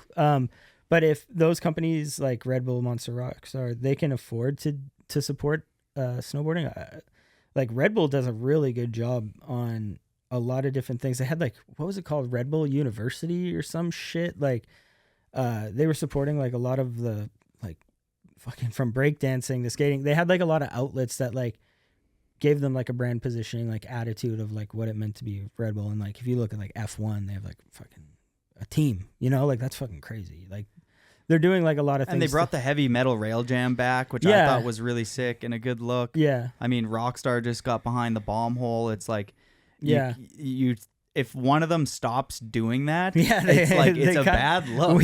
We need them to all fight for positioning. We're like more money. Adidas and Nike just fully pulled out. Yeah, that's a whole other story. That's where they are so involved in skateboarding. Yeah. Do you think it's nice to have those companies involved in snowboarding or not? Dude, I do. I think it's, if you're going to pay my friends fucking a shit ton of money, go for it. But at the end of the day, when it goes away, it sucks, but it was still there. Like, I don't like knock that. Like, it does suck that like they didn't see the value in it. And I remember hearing some crazy numbers where like Nike snowboarding was making money, but it wasn't making money to the standard that Nike wanted, you know? So for them to have such an amazing product, amazing team, awesome videos that came out, you know, like the fact that they counted that as a failure is like, that says something about their standards to be like, yo, we got to like pull out. It's like, why the fuck? You guys are kind of on top. It's crazy. I think maybe what could have saved them a little bit in the long run is like, I know maybe there's some inflated contracts that like people were locked into. But they made the money, so I don't care. You know, I'm happy for everybody that was involved to make that amount of money when they did. Yeah, because I'm wondering if they didn't exist. Let's say you remove, because there's definitely there's a dance in my brain going between like, you know, the angel and the devil, and one of them is being like, we only should be supporting pure rider-owned snowboard companies, but then, which is great, and there's a huge value into doing that, and I think that everybody should try to put an emphasis on that. There's another part of me that's just like, if it was only rider-owned snowboard companies, would we still have, like, I think if we had remained true since the inception of snowboarding, it would be a different landscape. But since we already opened Pandora's box to all these corporate companies, I don't know if regular snowboard companies could fuel the ecosystem of snowboarding by themselves anymore. You need those corporate entities like those energy drink companies or like those bigger companies. Like to get Burton? I mean, yeah. But no, Burton's a rider-owned company. But is like, Burton a sponsorship? No. Okay, well then let's just say it. Yeah. Burton has the fucking money, dude. Don't get them twisted in this whole thing. Like, go and support snowboarders as well. I know you support your team, which is great. I love the team. It should be the biggest team in the world. It should have street snowboarding. It should have more backcountry. It should have the full fucking thing that Nike was doing. Don't just go to where the money is. Support the other fucking side too. Like, I know that the money comes in. There's more eyes and views on it from that contest side of snowboarding. And don't get me wrong, I love that side of snowboarding. I think it's good for progression. I think it's good for eyes on the sport. Bring the money in. Like Olympics, I support the Olympics. If we can get eyes on the industry, the money comes back in the end. And so like the guy in Whistler Village, they're screaming, fuck the Olympics. Like, dude, actually, no. I think that it is a positive thing. And I think at the end of the day, like if we can, like if some kid watches the Olympics and sees like Nyjah skating, you know, and that's the first thing he ever sees, or I'm like okay with it, because they're hopefully going to go down that path of like, oh, there's like other skating too. There's like cool street skating, and like it is what it is. At the end of the day, we're all just consumers for like these products, but I think it's fucking fine. I think it's like okay. And to circle it back to like Burton and Nike, like Burton's a massive company. Like, don't get it twisted. Like, Nike's fucking huge too, and they pulled out, but there was a ton of market share in like supporting new kids, supporting like young talent, building up that team to be like, oh, we could be like Nike and have that support too. And that's a rider-owned business, right? So that one's tough to like look past. And like, I'll just air it out. I love Burton. I think they make the best fucking product in the world. Like, if I could have all Burton gear, I'd be super hyped. Like, they're not going to send it after I just said that, but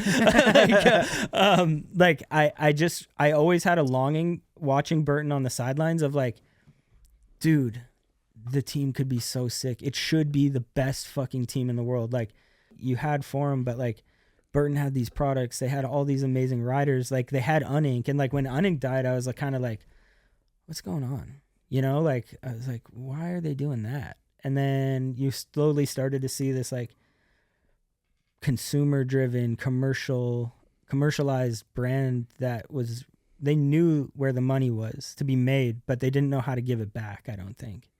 So I wish they would have given it back. I wish they would have, like, when I was filming with Luif, and I love Solomon too, but it's like, why aren't they knocking on his door?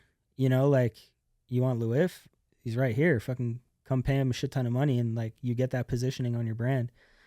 There's so many other riders too. Like not knocking the team that they currently had, you know, like it was great, but it was missing a lot of things, and they never really went into that like street snowboarding because they were one of those brands that said, oh, there's no money in street snowboarding, there's no money in street.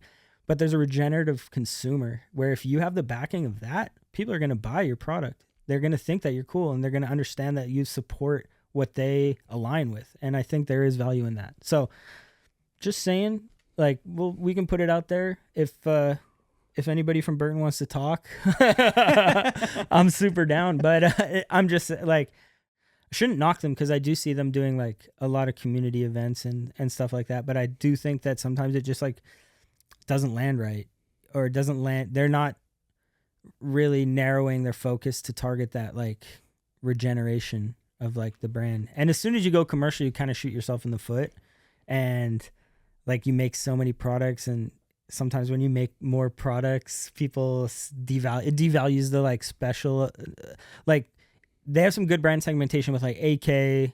Do they still have AK? Yeah, they do. And like, it looks like that's a good product to like keep that consumer, like a regenerative consumer being like, yo, I actually fuck with Burton. They make this AK. It's like stuff. an analog thing, Yeah, you know what I mean? analog. Yeah, like no analog, no unink. And those were for snowboarders. AK is for like more like Gorpcore kids to like kind of pick up on. But like, there's not that like attitude that they used to have, unfortunately. And I don't know what's going on there. I have no fucking clarity on who's even running the show, nothing. And I got love for everybody at Burton, because I do think they do a good job elsewhere, but I do think they are missing a few things. And they kind of little broed the fucking like street snowboarding for so long to be like, nah, it's not worth it. It doesn't matter. Fuck them, you know? And it's like, it could have been, you know? And it sucks to see because like, yeah, when Nike dries up, there's a ton of guys that are available. When Adidas dried up, like Tommy's available, you know, like give him a call, like sort of thing. And like they had Tommy at one point and they just didn't know what to do with it. That's the thing. They did have it. They had the Jeremy Jones, they had Ethan, they had Zach, all these people. Keegan. Yeah. Like, dude, when Keegan leaves, I left straight up. Like, like I was like, dude, it's done now. But, yeah, there was a lot of missed opportunity, and I hate seeing missed opportunity like that. Okay. Just because we're down the rabbit hole right now, Yeah. What keeps a brand fresh? Relevance. What keeps it relevant? What keeps a brand exciting? Like, I feel like a lot of brands easily miss the marker now, and I like that you juggle in the middle between what actually keeps a brand afloat, what keeps making it money, but also the importance of getting behind those subcultures, those niches that like are the pillars of your brand, and you need to kind of have both to keep the brand afloat. And before we got into recording, we were talking about how some brands, they want to continue to make money and break past maybe the market cap that they're ever going to be at. Yeah. And maybe there is a plateau and they should be happy at that plateau. Yeah. But if you want to burst through the next ceiling, then you start making those other products that you might not necessarily need. Yeah, yeah. But in your eyes, what keeps a brand fresh? What keeps it exciting? Well, yeah, relevance is like the biggest word that you would like kind of use, is like you always kind of want to be relevant. But I think, how do I word this? Because like you just said that stuff and like 100 things went through my mind. So to like refocus the question, I would say greed is the number one downfall of any business. Like you see something that well said. Like it's crazy because like the whole point is if you don't love making your product, and that's like if I were to start a brand today and I wanted to make shoes or something, you know, or like something unrelated to snowboarding, I'd be happy making the shoes that I really believe in and really enjoy, and hopefully other people like them too. And if I made a little bit of money, I'd be like, cool. But it's once you see people liking it and you're like, oh, we want to make more money. That's scary. Because then you got to scale up, and the scalability factor. And then once all these people that love your shoes to begin with, they don't love your shoes anymore, you're fucked. Like it's going to make you a ton of money. And if you're happy just making that money and leaving, fine. But if you want to stay and like, why doesn't everybody love us? What did we do wrong? Like, well, it's because everybody got your shoes and the shit's played and you're no longer relevant. Like, as soon as, I hate using like tiering of consumers, but like as soon as you're tier one regenerative consumer, that's like a tastemaker or somebody that like, can help elevate your brand imaging, like brand positioning, as soon as they don't like your brand, that's the start of the end. Can right? you tie that to a professional snowboarder so people have context? Like a rider that you would say would be a tier 1 snowboarder? Oh, Jed. Like number one, like for me, like Jed on that side of things. Arthur. Yeah. Blake Paul, maybe. But Arthur reaches like Blake Paul, Jed, Jake. Like they have, like if you like this conversation is very marketing directed, like term.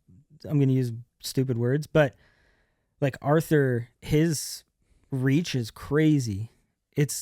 He reaches kids that like don't know who Jed is, right? Which is wild. And it's a thing because we're in such a niche area. Snowboarding is such a niche thing, but Arthur reaches outside of it. It's like from a marketing standpoint, a guy like Jed, his first touch layer is going to be able to regenerate like a ton of consumers. And you saw it exactly when he was wearing the helmet under the fucking hood, you know, like that's a good example. He was like 14 at the time and he was already doing it.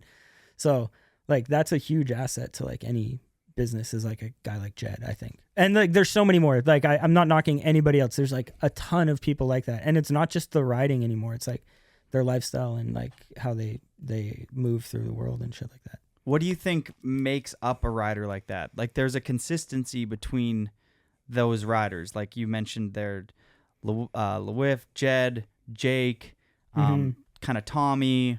Yeah. I mean, maybe Arthur's a hybrid between the two, and same with Blake because he kind of reaches both communities. Yeah. But like, what's the DNA behind those riders that keeps them?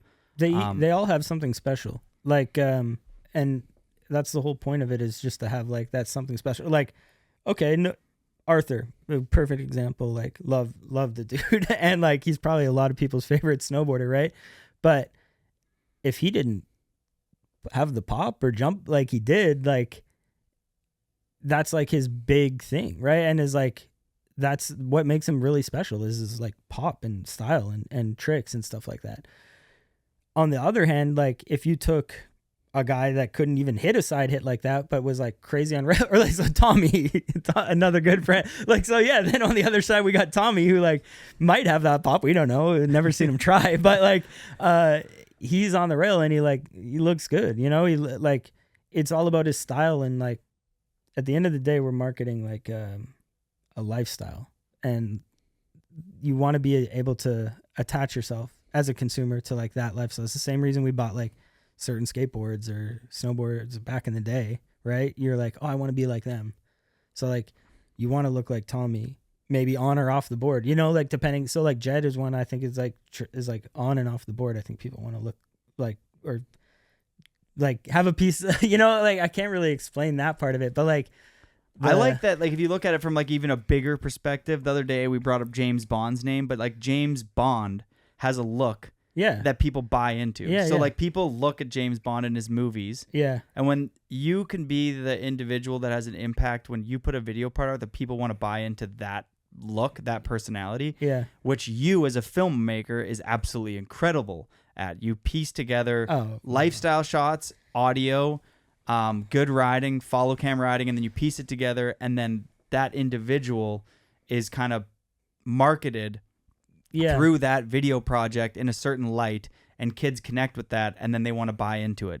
Some riders are still in that project, but there's not that deep connection between like a lot of kids, and unfortunately those are the people that, you know, get kind of left behind. But then there's people that just end up being like timeless with it, like a Jed who's been in the game for 20 years moving the needle, and every year he's kind of ahead of trends and constantly inspiring those like hyper, I don't want to say cool kids, but the ones that are going to make an impact in their local communities. No, exactly. Just so we don't reference like current people anymore, but like a good example is like I watch like a lot of old snowboard videos still, like Absinthe videos and shit like that, and like, or some Freddie Claverman footage like came out the other day, and I was like, it can actually take me back to like a crazy time, you know, like when I was like super inspired, and like it makes me want to go snowboarding type of shit. And like when I watch it, like there's a feeling that I get, like undescribable, of like hopefulness. It sounds crazy, but like you watch it and you're like, holy shit, that's sick. And like something about, just as an example, like Freddie or whatever, who maybe didn't have the biggest personality, but like was funny. Like when you get like a clip in like one of the White Balance video or something. I forget what it was, but like it's like talking about California or something. I'm like, oh dude, he's sick, you know? And like it makes you want to live that lifestyle. And like their clean aesthetic, the way that they presented themselves, the way that they present on camera, and like it was so cherished back then too, that like you only had a minimal amount of moments on screen, and that was all people saw for a year because there's no social media or anything.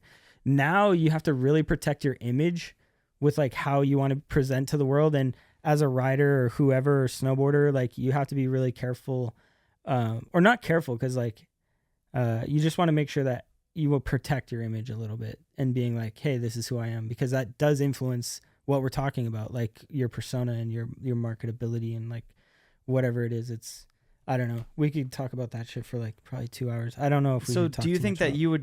do you think brands get hyper focused and skewed with views, likes, you know, followers and stuff like that, and then that derails Yeah. kind of their overall vision? Yeah, absolutely. I just think that there's a lot of like, I don't think at the very highest level that those big numbers are regenerative for you as a brand. I don't think like, I think it's fast money. I think it's dirty money. I don't think there's like a sustainability behind it, because it's greed and they just want it now. But if you really thought about it in a long-term sense, as like from, let's say Burton again, they're not putting street snowboarders on because they only have contest riders that have big likes and followings. Like, it's not, it just circles back to that like integrity, you know, of brands having integrity and being confident in what they're doing, instead of being like, hey, this is the default, like we got to make money fast. Like I think there's like a lot to learn. And I think people are smarter than brands think, and you can tell when a brand's just trying to like extract some money on some shit. Dude, and yeah. you can immediately tell when a brand's being authentic. Yeah. I think kids are way smarter now too. I think they can sniff that shit out like ASAP, and that's good. I think those are the kids that you want to like fuck with you. And yeah, there's a certain way to get them to fuck with you, and I'm not going to tell the secrets online. You can pay Hayden for the secrets. No, I'm just kidding. I have no idea. I'm fucking with you too, but yeah, fuck, dude. Should we e-break back here quickly to Deja Vu? Oh yeah, sorry. Fuck. Can we get maybe some of your favorite clips that you filmed? That's what I personally I don't would like. remember a single thing. You don't remember a clip that you filmed during Deja Vu? No. It's all just black. Dude, you know how many fucking clips we shot, man? A bazillion. A So you don't have a bazillion, couple dude. standouts? I don't even know. I couldn't tell you if you showed me a clip from the video. I'd be like, it could have been in Encore too. So, or like the whole. Let's just talk like the whole 4 years or whatever it was. 3 Yeah, years, we're 4 years? encapsulating the whole thing. Every Lou clip, every follow cam. I don't know. X Games Japan follow cam. Fucking curve rail. Fucking. I don't know, dude. There's so many. Back to Fakey, Green Rail, in that one place. I want to say Chicoutimi in Quebec. Dude, fuck. Like, I love follow cams. It's the most frustrating, gratifying process in all of snowboarding. So anytime we did a follow cam was sick, I guess. It's one of those things that you absolutely hate while you're doing it. You're like, fuck, I gotta hike back up. I got this camera in my hand. Fuck. Okay, fuck. And like, half the time they would do it so sick, and then I would like not be happy because I was like behind them for like too far, or like in front of them too far, like scrubbing speed. It's not like skating where you can take your foot off and like catch back up, or like slow down easy, and then like, because if you slow down, you're slowed down the whole time. You like can't speed back up, so you would have to like go and make this path adjacent to like where they were going, and like it was cool. It was like a challenge every time, sort of stuff. But Deja Vu, man. Fuck, man. I couldn't tell you. That crew, bandwagon as I like to refer to, as like that whole crew. Those videos came out over a 4-year period.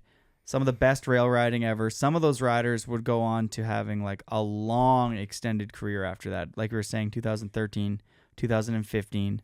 It's 2024 right now, so it's 9 years later. Some of those riders like Jake, Lewif, even Ben Bullock in context is still going. Some of those riders after that Encore, it almost seemed like they couldn't find any support.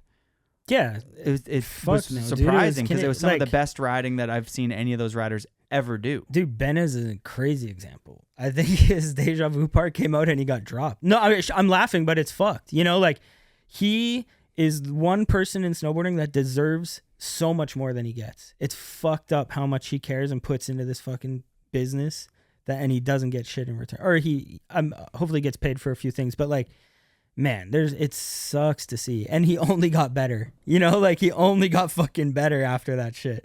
It was crazy to see.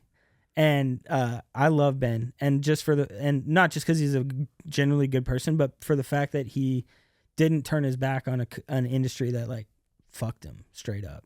Like crazy. So shout out to, you don't have like the air horn like bomb hole here? I don't have the bomb hole air horn. No, sorry, I shouldn't even Hayden. have mentioned the bomb hole. No, we fuck, dude. I fuck with the bomb hole. Yeah, bomb hole fucks with you too. I was there. They're talking about you. But yeah, it sucks to see shit like that happen. You know, like, yeah, I hated seeing that. And then Alex, I think he's doing sick. We've almost like a few times texted about doing work outside of it, because like what I do now, we haven't even talked about that, but other stuff, like film related stuff, I know he's like producing a lot, which is really cool. Obviously like Lou's still doing it. Frank, Pizza Man. Yeah. Dude, I'll get a call from Frank every once in a while. Hopefully he hears this and calls me again, but like he's like, it's probably like 1 a.m. his time and he's like trying to FaceTime me like, oh, what's up, bro? Yeah, I mean, it is tough. Like once those things like run their course, if you look at like Robot Food too in the same way, I don't want to put even us in the same category because Robot Food was like a whole other thing, you know, but is the same thing. Maybe 3 years is the max and you just kind of like stop, which is fine.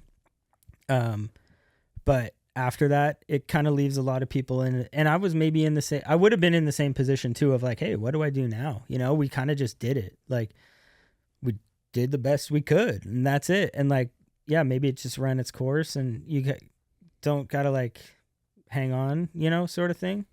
Yeah, I don't know.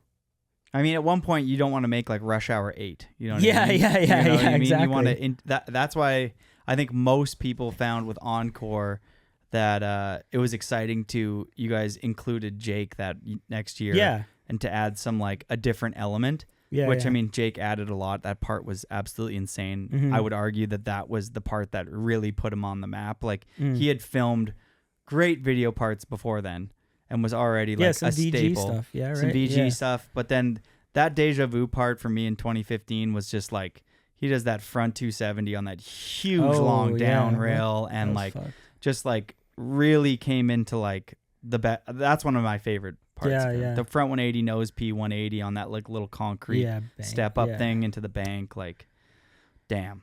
Yeah, pretty sick. Yeah.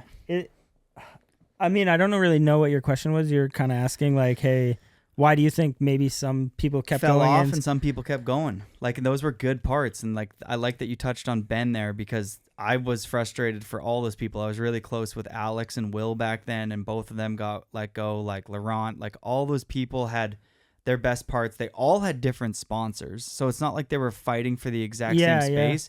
And like, what more could a brand want than their rider filming? I mean, they were 2-year video parts, so maybe there's a 2-year video part, and then there's another 2-year video part. So over the course of 4 years, you only have 2 videos coming out. But the footage, and you guys would make these like little daily, I wouldn't say daily, but monthly edits. You guys had a lot of footage coming out. You guys were intertwined with Snowboarder Mag, if I'm not mistaken. Yeah. They were posting stuff about Deja Vu, doing like trick tips and all sorts. It's like you guys were getting a lot of fucking bungee play. video is sick. Yeah.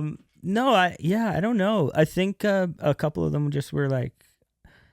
The other thing is like, okay, snowboarding in general, like it's got an expiration date on it, and if you like start preparing for what's after, you're like kind of more set up. And I think all of them that left, all of them that quit or like don't snowboard anymore, they were already kind of putting the wheels in motion to move on.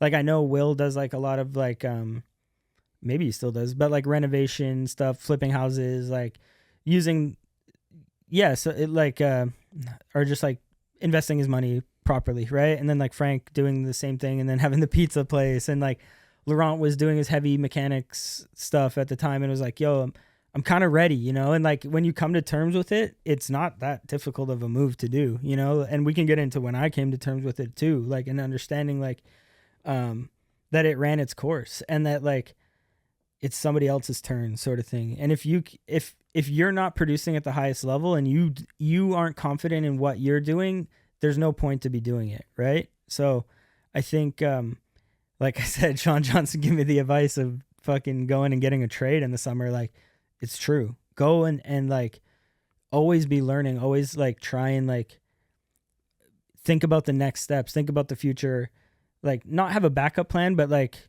take whatever you're learning in other places and be able to bring it. Like Ben loved building jumps. Guess what he's fucking doing now? You know, like he's building jumps, which is sick.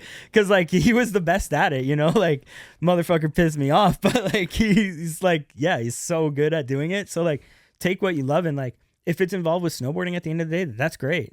You don't have to like, you can still love snowboarding and like go snowboarding and enjoy the act, but you like, and even there's jobs within the industry. Like you look at Ben, you look at like, there's marketing positions, which I think like should be taken on by people that evolve through the industry because they know the best, the writers, photographers, filmers that like can help keep the integrity of the place. That's one thing that a lot of these bigger businesses implement is like all of a sudden my fucking team manager or brand marketing director is like, doesn't know anything about snowboarding, like never came from the world. You're like, where's the receipts, bro?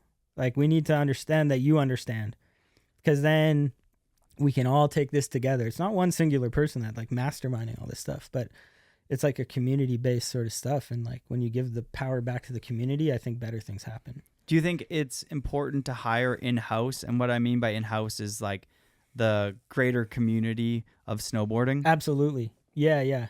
Like Lance Hacker works for, I think, Dakine now or whatever, which I think is awesome. Like I want to see that person in a role like that. Yeah, absolutely. When I see that even other brands are doing that, like it makes so much more sense. Mark Wilson's the K2C manager now. And Shout out like, Mark Wilson is dude. Arguably better than everybody on the team. It's just stressful, which is super stressful for any all-time. If you're a full-time rail rider on K2, I feel bad for you. Yeah, that backflip was a little soft. What? Fuck.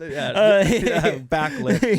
Yeah. But like no, I think that's super important to like keep those roles, because like the thing is, like, you can teach people how to work in the office. You can't teach somebody in the office how snowboarding works, which, like, there's, like, something like, you can't go backwards on that. And, like, I see it in a lot of different industries.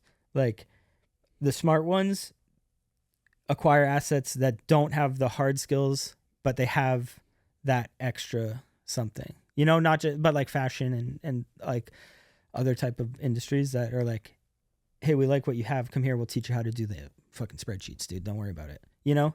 But like some corporations hire from the spreadsheet guys on LinkedIn, and then you're stuck with somebody that just does spreadsheets but doesn't know how a fucking snowboard team works. And that's why you have the weird person who gets the job and he fires all those random people on your team, and you're like, no, like Jake O's important. You know what I mean? But they can't see that he has value.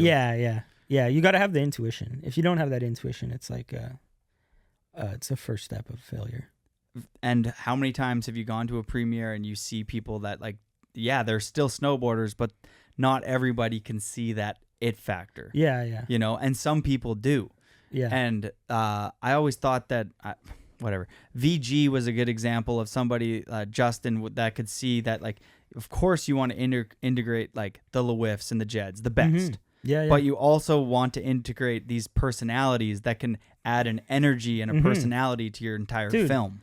It's so evident even in like skating right now, or it was like for a couple of years, is like it actually didn't matter how fucking good they were at skating for quite a bit. They were still good skaters, but like they're fucking cool. They dress cool. They hang out with the right people. Like they're in the right video. They might not have the best clips in the video, but like there's so much more to it now than rather than back in the day. It was just like, oh, that person's really fucking good at snowboarding. Now it's like you can kind of, I don't want to say get away with it, but snowboarding's evolved into something else, right? Like you can just, there's an energy that's for sale. And it sounds crazy, but like you want to be part of that energy. And it's, I think people started to figure it out a few years ago when it's like, I don't have to go off the 100-foot jump anymore. That's nice. Like I can go and just like do a nice turn.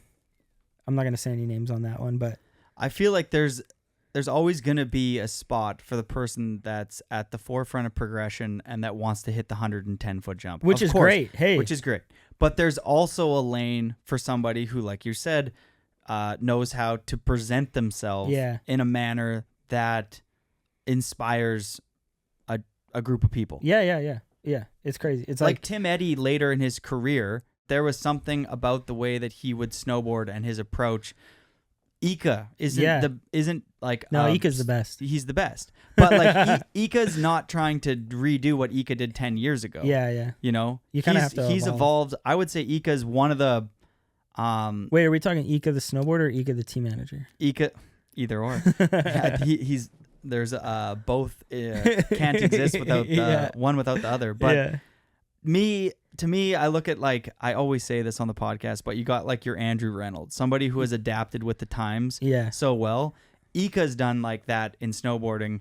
Daryl Mathis, there's people that like understand the lane and what a good clip still looks like. Yeah. But they don't need to hit that 100-foot jump anymore. No, yeah. But they've also, the reason why they don't have to is because they've paid their dues. And in their time, they were the person that was hitting the 100-foot jump. Obviously, Daryl, I'm not putting in like he's the big jumper. He was the rail guy. Yeah. But like, you know, when Love Hate came out, he was the one that was at the forefront of progression. Yeah, absolutely. And when you're in that community for an extended period of time, in your later years, it's like you just want to see a clip by them. It's like if Justin Benny kept snowboarding, he literally could have just kept nollying over trash cans and getting paid. Hopefully, we're hyped. Yeah, I'd be down for that. But yeah, it's a good point. I think the longevity of your career could be however long you really want it to be. Just knowing where you fit, or like if I were put in that position, I can't speak to it because I'm not a snowboarder. I'm a fucking washed up filmer. Fucking there you go, motherfucker. Like actually, but I'd imagine like it's a difficult spot to feel like the pressure of like, oh, I still got to go perform. It's like, oh, you don't actually have to. You can kind of just do something else with it within snowboarding or not. I don't know. And then that would lead us to 2017. You filmed Beacon. You had mentioned a couple times, 5 minutes ago or so, that you were alluding to the fact of burnout and when you actually stopped. To me, Beacon was a masterpiece, and kind of you put all of everything that you learned in filming into that one project. You touched on follow cam filming, which that was some of the best ever done. You filmed with Lewif I don't want to say Lewif's not in his prime, but one of the best seasons Lewif's ever had. You got Tommy right at the I wouldn't say his peak, because I think that he's still filming some of the best shit he's ever filmed, but his maybe one of his biggest video parts to be in that movie.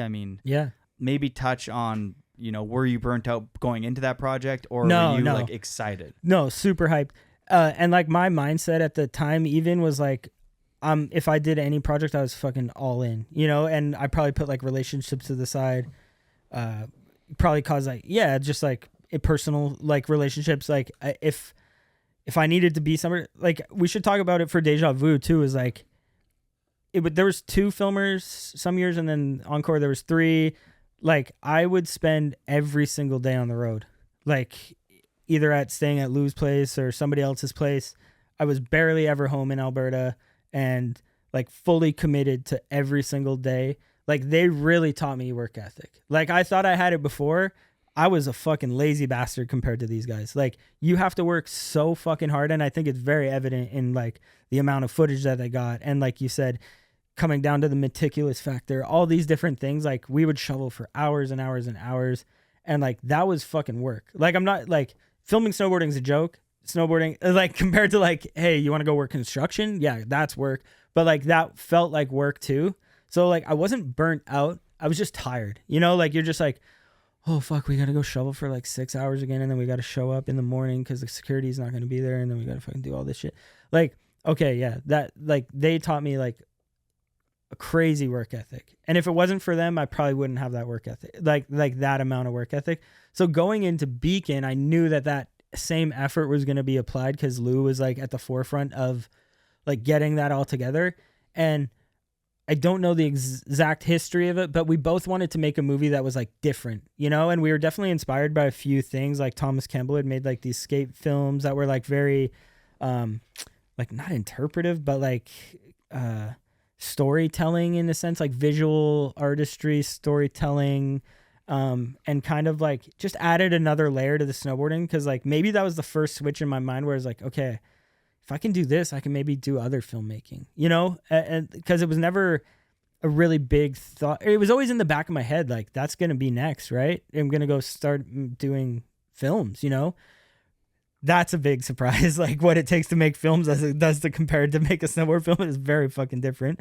But yeah, for Beacon, it was so sick.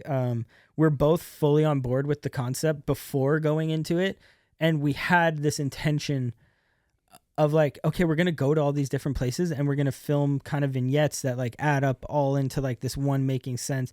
It never ended up turning out what we put down on paper. Like the term Beacon was supposed to be a lighthouse, that there was supposed to be like a boat, you know, like we were going to film all these different like kind of things and like make it visually like more of a storytelling sort of stuff. But we're still very happy with the result. And obviously the snowboarding is really sick. After editing that video, I like went to make the DVD copy or you send the DVD copy out. And it was the first time I like pulled it out of the computer and I was like, man, people are going to fucking hate this movie. Like straight up. I was like, which is good, man. Like I want it to be polarizing. Like you don't want to make something for everybody, right? Because yeah, this one's for me, or like this one's for us. This one's for like, we're happy. And if you're happy doing it and other people enjoy that too, that's crazy. Like I'm super hyped that there was good reaction to it. And Louis, I'm sure is too. And dude, if you take Lou out of that movie or take all those guys out of that movie, like it's trash. Like their snowboarding is fucking sick, you know, like they did a good fucking job and like they committed to, and like, yeah, it's all about the snowboarding. They did an amazing job and they put their full effort into it as well. And everybody took it very serious. And I was super thankful to be even asked to do that or work on that. And looking back, like, yeah, fuck, I wish I could do it again, you know? You guys won an award for that. Trans World Award, Video of the Year. I think so. I don't know. You did. Yeah. I was going to say, did that mean a lot to you? But No. if you forgot, then... That shit's a joke. Do you think those awards were important for No. snowboarding, or what was your vibe on them? Nah, that shit's a joke. All of that shit. Elaborate on that. Why do you think it's a joke? I think sponsors pay for them to win. You think? Yeah, I think. So you think Adidas paid Yeah. for Beacon to win? I don't know, but I think so.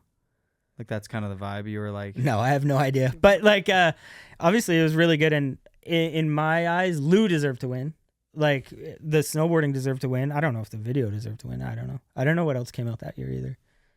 Are you hard on yourself for filming and stuff like that? Yeah, Clearly? dude, the shit is trash. It's not It's trash. so bad. I rewatched it yesterday. No. It's so good. I'm not the best filmer in the world. Who's the best? Tanner, probably. I don't know. Jake Price. Harry. Cole. Cole Naven's pretty good at filming now, too. Colton Feldman is probably the GOAT, actually. I'll say that. That's who. Yeah. Durham. Yeah, Durham. Seamus. They're all fucking way better than me. Straight up. I would say so.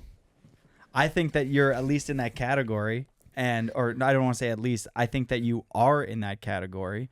I enjoy all of those individuals' films that they've created too, but what you've brought to the table with snowboarding has the same importance. Like, you know what I mean? When you watch, I don't know, Bugged Out or like any of the other films from other riders, Yeah. it's like, yeah, they're incredible and they're amazing. And I like what you said about making a film for yourself and making a film that you and the riders involved are Yeah. proud of. And when you got the DVD in your hand there, you're like, fuck, some people are going to hate this. And like, Yeah, right yeah. on. Like, that's dope. Instead of like making a film that checks all the boxes. And you're Yeah. like, okay, so like, there's a little sprinkle of dust box in here, so they should like it. And like, there's Yeah, a little yeah, bit yeah. like of old absinthe vibe. Yeah, And yeah. then our Japan section has like a little bit of beacon in it. So like, I think every community is gonna really like. And then we went to like this Yeah. really bougie party, and there's babes, and the fucking Beyond Metals guys are gonna be Yeah. hyped. And I like, kind of want to go on those trips. Dude. if Beyond Metals wants to invite me on a trip, I'm kind of down to get on that. what do you? Yeah, dude, those guys have a blast. Yeah, those guys have fucking fun, dude. Yeah. God damn, I Yeah. gotta go on the Euro trips. Anyways, but yeah, I know what you're saying. But like we were kind of, that's maybe the reason why this started, or reason why Beacon was like started, is because we were sick of the formula. You know, the like everybody's doing a video like this. It got very monotonous. Like I even loved like DC Mountain Lab, and like Tanner and Hava did a really good job putting together like the Solomon Team Vacation stuff. And those are two very different videos from like what Beacon is, but it's different in a sense of like, it's just different, you know, and like gives you something else. I got love for VG. I got love for the regular fucking snowboard video, because I do enjoy that a lot too. But if you go back to when I said when I was a kid, I didn't care what the trick was. It's just like, did it look cool and are they having fun? Like in the same sense as like, when you go to make Beacon, obviously it's like doesn't look like we're having fun at all, but it looks like we went with some intention to like make a video a certain way and just have some intention when you do something. Well, let me ask you this: how much of that video was premeditated? Like All of it. Damn. Yeah. Well, besides like going into a city and finding spots, like we obviously didn't do that until the day of shooting, but like mostly the story was figured out like beforehand, like the transitions essentially of like, oh, we want it to look like this, and then oh, there's a lighthouse. Like I think Lou location scout like a lighthouse like before the season in Japan, and then when we went there, he's like, let's go to this one. It's like, okay, sick. And then that transition where it like turns from the hole to the lighthouse, like Love that things shot. like that we did after, when I was like, yo, this actually crazy. It like looks exactly like a lighthouse. Like let's see what it looks like when it's like transition like that. And then the river, the one floating in the river, like I don't know. I was like, dude, just go float in that river. And he was down. Yeah, good sport, dude. That was crazy. It was so fucking cold, and I like got him to do it twice, and he did it twice. It's crazy. Classic. That sounds like a photographer. Yeah, The filmer dude. doesn't normally do that. Yeah, that was bad. Sorry, dog. But yeah, it was all about like the continuity of like, I mean, should we explain it? But, like A little bit, Yeah, yeah, like it's- the beacon is always like guiding you, and like snowboarding's like kind of like guiding metaphorically. I don't know, or it's however you want it to be. To be honest, I don't give a fuck. Whiff is known to have huge ideas, big ideas. They're a lot of work. Yeah, a lot of work. Do his ideas always work? Every fucking time, dude. If he goes and it doesn't work, he might quit snowboarding. Straight up. It has to work. By all means necessary. If a dog dies that day. No, I'm just kidding. But it always works. I've never been on a shoot with him where it's like, you show up. Okay, this is me showing up in Deja Vu. Like, he's like, we're going to go from there to there. I was like, what? All right, fuck it. Give me the shovel, dude. Let's go. And I would be building shit for like hours, not knowing still what the fuck was going on. And then even up until like first try, I was like, what? He's going to go where? Oh, he's going to like back 270 into like the wall, I guess. And then he's going to like go down and then zoom back out. Okay, fuck. Like the one where he just like splats. I think maybe it's Beacon or Deja Vu, but it's just like him going into a wall, like backside airing, and then just like going down the wall. I was like, imagine showing up to that and just being like, okay, fuck it. Jump into the wall, I guess. Fuck. There were so many, dude, where I like, and then the other thing is like, I didn't know any French. In fact, in school, I got pulled out of French because I was a fucking idiot and they made me do more math. So like, knowing if I would have known then, I should have learned some French. I did pick up on it after all the years working with them, but a lot of the plans were made in French in the van, and I'd be like just sitting there in the back on my phone, just getting chauffeured to a spot and then like handed a shovel. Okay, let's do it. I Fuck love it. that you don't doubt his ideas either. You're like, they work. No. There's no. By the end of it, like you kind of got to earn the. No, I shouldn't say that, but like there's a whole like trust factor with everybody that I've ever filmed with. Is like, if you take me to a spot and it doesn't work, the next time I go, I'm like pretty apprehensive of like, all right, let's see what this is gonna cook up now. Like, Since the last one didn't work. Yeah.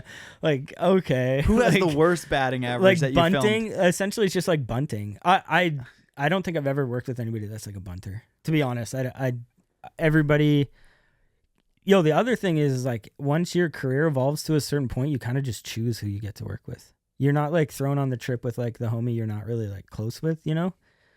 And then if it's not, it's with somebody that you really know and you trust them. Like the reason I met like Ben Bilodeau or Craig Cameron, who I fucking love, both those dudes, is because Tommy, yeah, and like Adidas and stuff like that. And like they're on that trip because like those guys are boys. I'm like, well, I'm fucking boys with them too, because they're and then you meet them and like those are some of the coolest people you ever meet.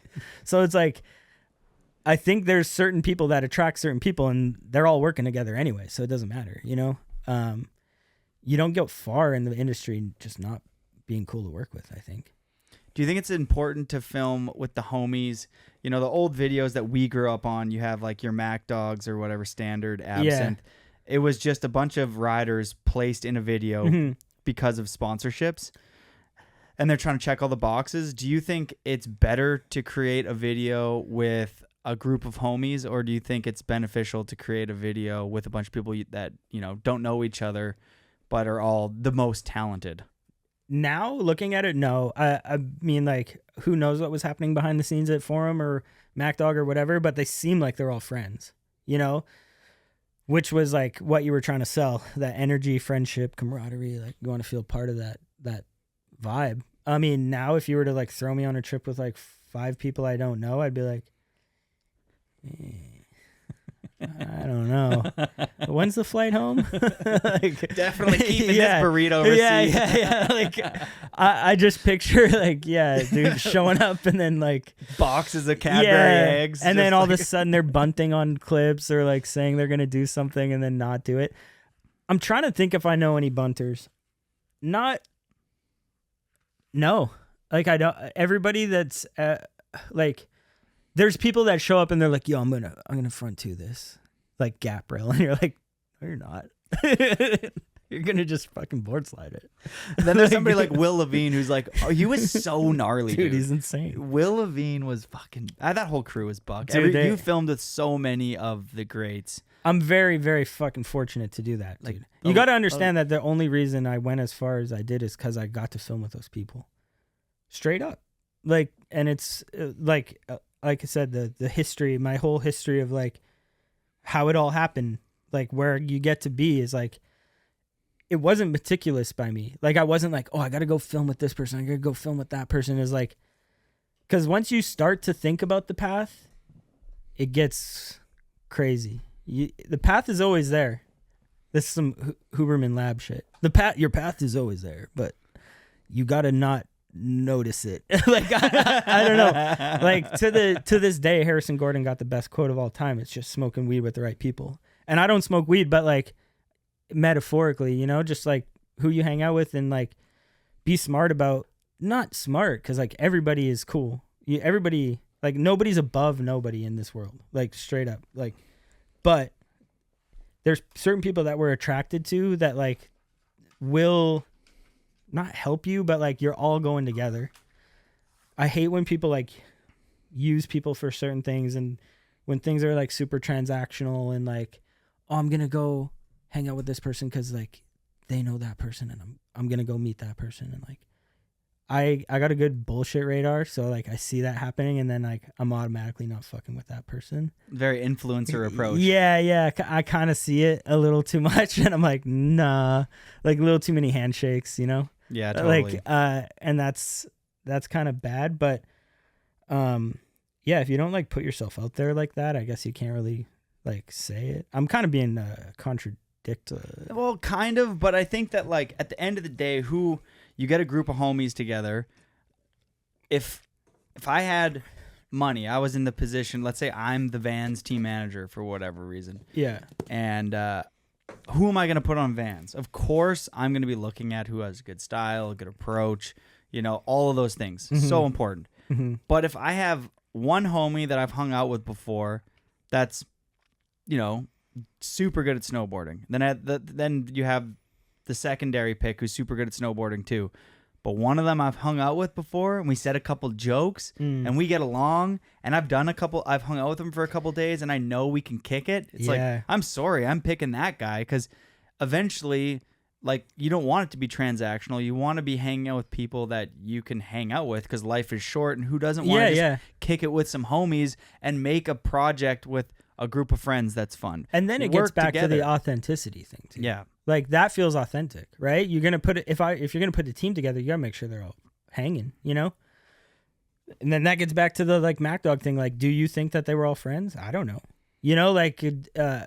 Who knows? But on screen it looked like it. And then sometimes we didn't even know because like JP and Jeremy could have been filming over there, and like Arrowetta could have been filming over there. I don't even know if they're in the same video at one point, but like, you know what I mean? Yeah. Like there's like different things, or like Stand and Deliver, like Jeremy Jones, JP, all these different like people going. Like we don't know if they were like actually friends, but they like put everything together like it was. Yeah. Those ones were like, to me, they work, and then Robot Food brought that like and nailed that. Oh yeah, like they nailed like we are friends and we filmed together. Yeah. Even Love Hate did it in a more edgy way, but it looks like we hang out together.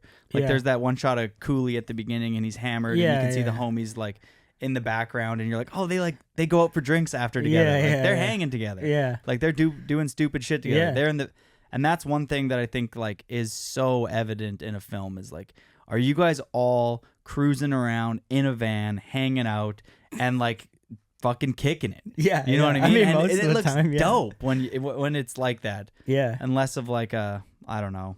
Here's my clips at the end of the year. Yeah, see, that's where it gets like a little fucked up, and I think a lot of like you can tell you like snowboarding's again like a weirdly individualistic sport, but it takes a lot of people to make it all work, and you can like tell when people really all came together to make it work, and you can tell when people like went off and did their own thing and like convinced the filmer to just like stick with them all year, so like I saw a lot of that, and like not to blame anybody, but like if you don't play team sports as a kid, I think team sports are super important to like teach you how to hang and like be like work as a team, and then I think even taking that on into later in life with your job and wherever you go on to work or any sort of stuff, I think like you can learn a lot of things as team sport that's like just super ingrained in you in the end, and like camaraderie and like taking on like whatever.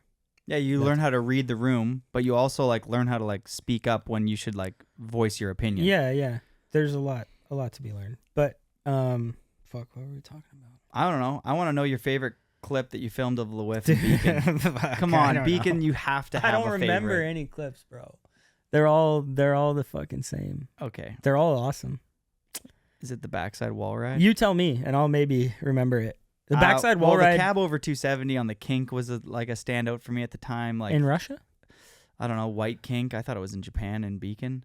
I don't know. I mean, I don't remember kink rail. What's his name? Backlips it. Anyway, Mark Wilson. Oh, that's in Russia. Oh, that's in Russia. Mm-hmm. You guys went to... I thought you guys... That was all in Japan. That was in Russia and Japan. Yeah. Oh, cool. Yeah. How was Russia? Dude, Russia was sick. Artem was our guide. Absolute legend. Made sure everything happened, and he's a crazy good snowboarder. But the Petropavlov Kamchatka, I want to say, is the full name. It's super far east, like almost in Japan. And they've got like mad volcanoes. It's like crazy... geographically it's really sick, but I don't think you can physically drive there from other parts of Russia, like Vladivostok, or like is the closest other province or of I think is, and it's still like a 20-hour drive or some shit. So it's like big loop. So everything, it's like a port city. Everything's either flown in or shipped in. So it's like all their fruit was like mad frozen and old, and like the food was kind of shite. I don't know the Russian food, but like it's pretty shite. And the whole town was like it was Adidas essentially, was like the big sponsor. So Tommy was there with Adidas gear on, Lou, Artem, they all had Adidas. So like Adidas in Russia is like you're James Bond or some shit. They're like, oh my god, look at these legends. They're speaking American and they're like wearing Adidas. Is that Justin Bieber? Like they didn't know. And we went to the mall every day and like the food court, and the kids there were going crazy for them. They were like signing autographs and stuff. And there's like a local Instagram that like it was like a news Instagram or like just like whatever, not news, but somehow they got like Mark Wilson, like his name, and they're like tagging him and everything, and like people were like at the mall yelling like Mark Wilson. Like I was like, oh my god, this is sick. Everybody was very, very nice to us in that part of Russia, and they would come and give us gifts and like be so hyped to see us. And I remember Artem was so sick. He would like, we'd be getting kicked out of a spot and like the guy would come up, just start yelling at him, and Artem would just like look back at him, like say like 3 things, and then the guy would go away. And Artem, we're like, yo, what'd you say to him? He's like, I just told him to fuck off and mind his own business. I was like, oh shit, it's like that here. That's kind of sick. Kind of blunt. And the guy was just like, oh, okay. Like, I was like, did you threaten him? Like, how did you get him to go away? And then one time we were like essentially at their CIA building, because like it's the one city that's like the close like contact point for East Russia. You know, it's like the furthest. So they're gonna have some like CIA military shit. What are the Spetsnaya? I don't know what the fuck they call their KGB. But there's that spot where Mark does like 50-50 down the like disconnected rails, and then it's like flat, and then I think he does like backside 180 or some frontside. I forget what it is. But then it's at night, and it's their CIA building, some shit, and we're filming. This guy comes out with a gun. We're like, oh shit. Artem talks to him, clears it all up. He's like, he said we can stay and film, but the camera can never point that way at the building. It's like, oh fuck, okay, that's crazy. Like, yes, we'll follow. Yeah, we'll follow that rule. Yeah, nice. So that was cool, but we never really got kicked at anything. The spots are crazy. You could go back and film a whole other movie with the amount of spots that were there. We saw a kid burn a building down, and then he like stuck around to watch it burn, and like fire was there and shit, or the fire, like fire, police, all this stuff. It was pretty sick. And then yeah, lots of dogs. It was cool. You drink any vodka? I don't know. I'm not much of a I don't know. Especially on a trip, I don't really drink. Yeah. Imagine being call. hungover. Stay Okay, focused. yo, imagine this. Hungover, and then the next morning you got to go and shovel, and then you got to stand there for like 6 hours while somebody tries like a 50-50 on. Well, the whiff follow where he does the back 50, back 180 in between those two, like, I don't know, looks like air ducts. Oh, yeah, yeah. Like, that clip was insane. Yeah. Huge hike. Doing that hungover on Russian vodka, not a good call. No, I'm not doing that. Yeah. The front blunt to fakie into, like, under the, it looks like an overpass. It's like a long beam. He, like, jams up that, like, little piece of concrete and does, like, front blunt, and then does, like, hop to fakie, slappy kind of into the other one. Oh, like in Quebec, yeah. Oh, that's in Quebec. Yeah. Oh, that spot was dope too. I thought that was in Japan too. The whole movie's segmented.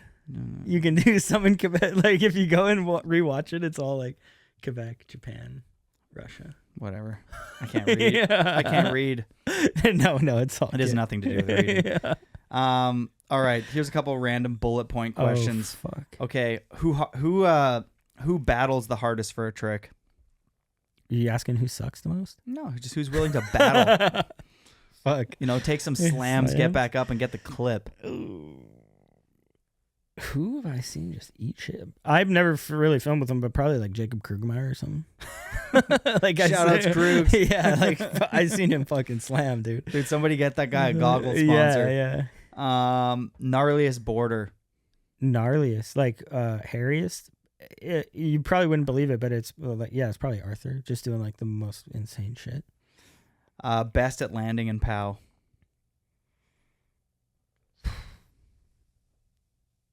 Solers or Belzil? From my recollection of the, I haven't filmed POW in a long time. You know. Yeah. Oh, Blake.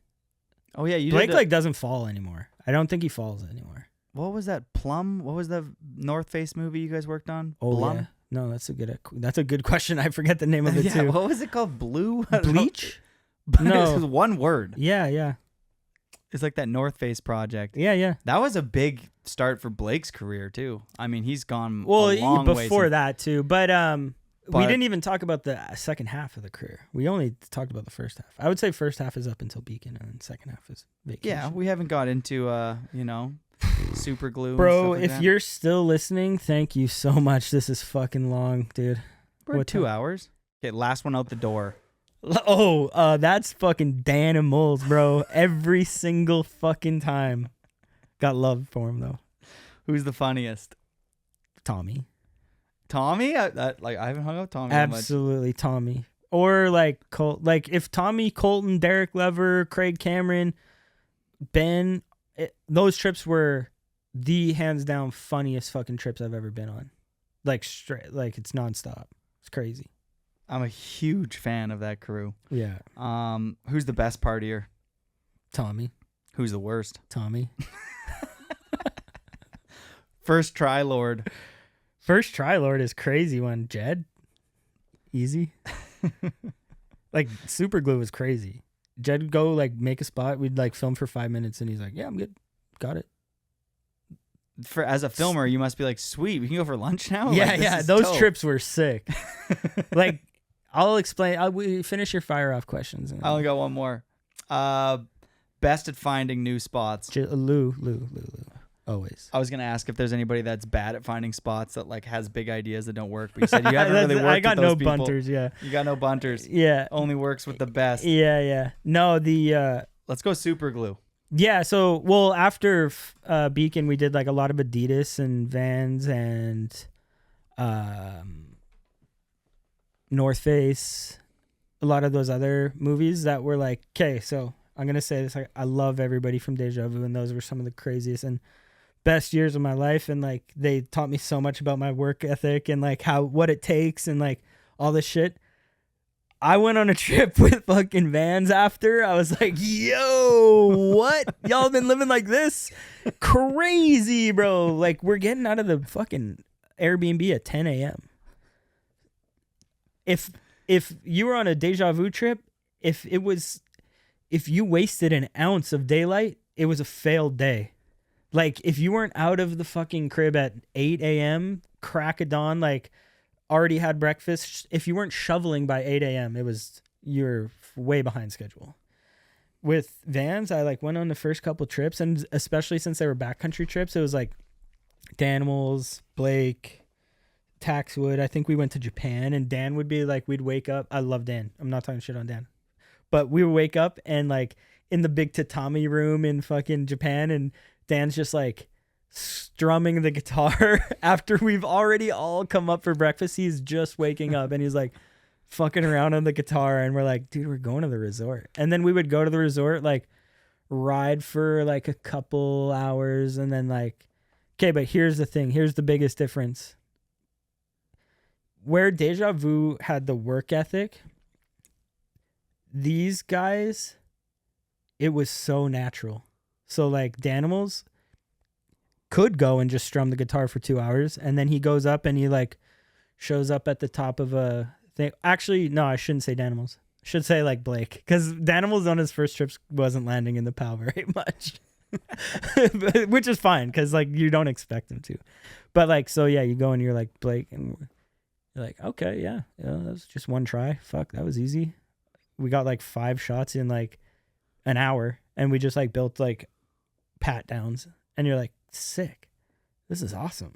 Like we back didn't, 3 amazing, crippler amazing, yeah, and fucking they just like knew the mountain. Even at like Blake was still pretty young, and like Sam too, but they're just like, yeah, I'm gonna go there, do that, fucking, and like you're like, sick, that was fun. And now we're gonna go back to the hotel and like just chill and like get snacks and like hang out. There's a wave pool at the hotel. It's fucking awesome. No, but like it felt like going on vacation for the last couple of years, with like, especially going with Adidas too, like Tommy and those guys on those trips. That was incredible.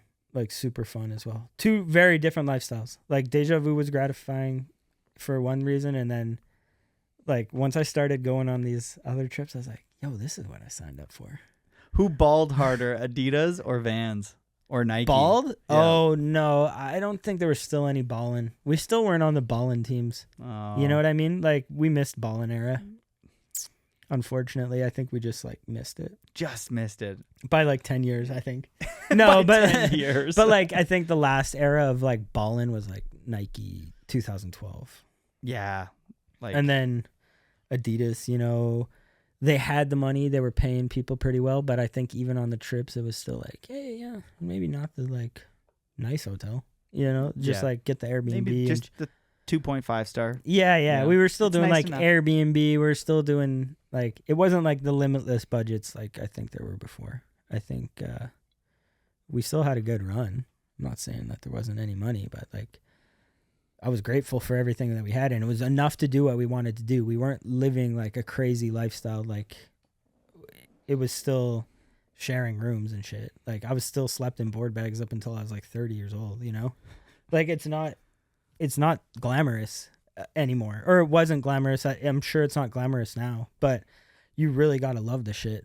Like I said, I like gave up so many relationships and like personal stuff just to like commit fully to the shit.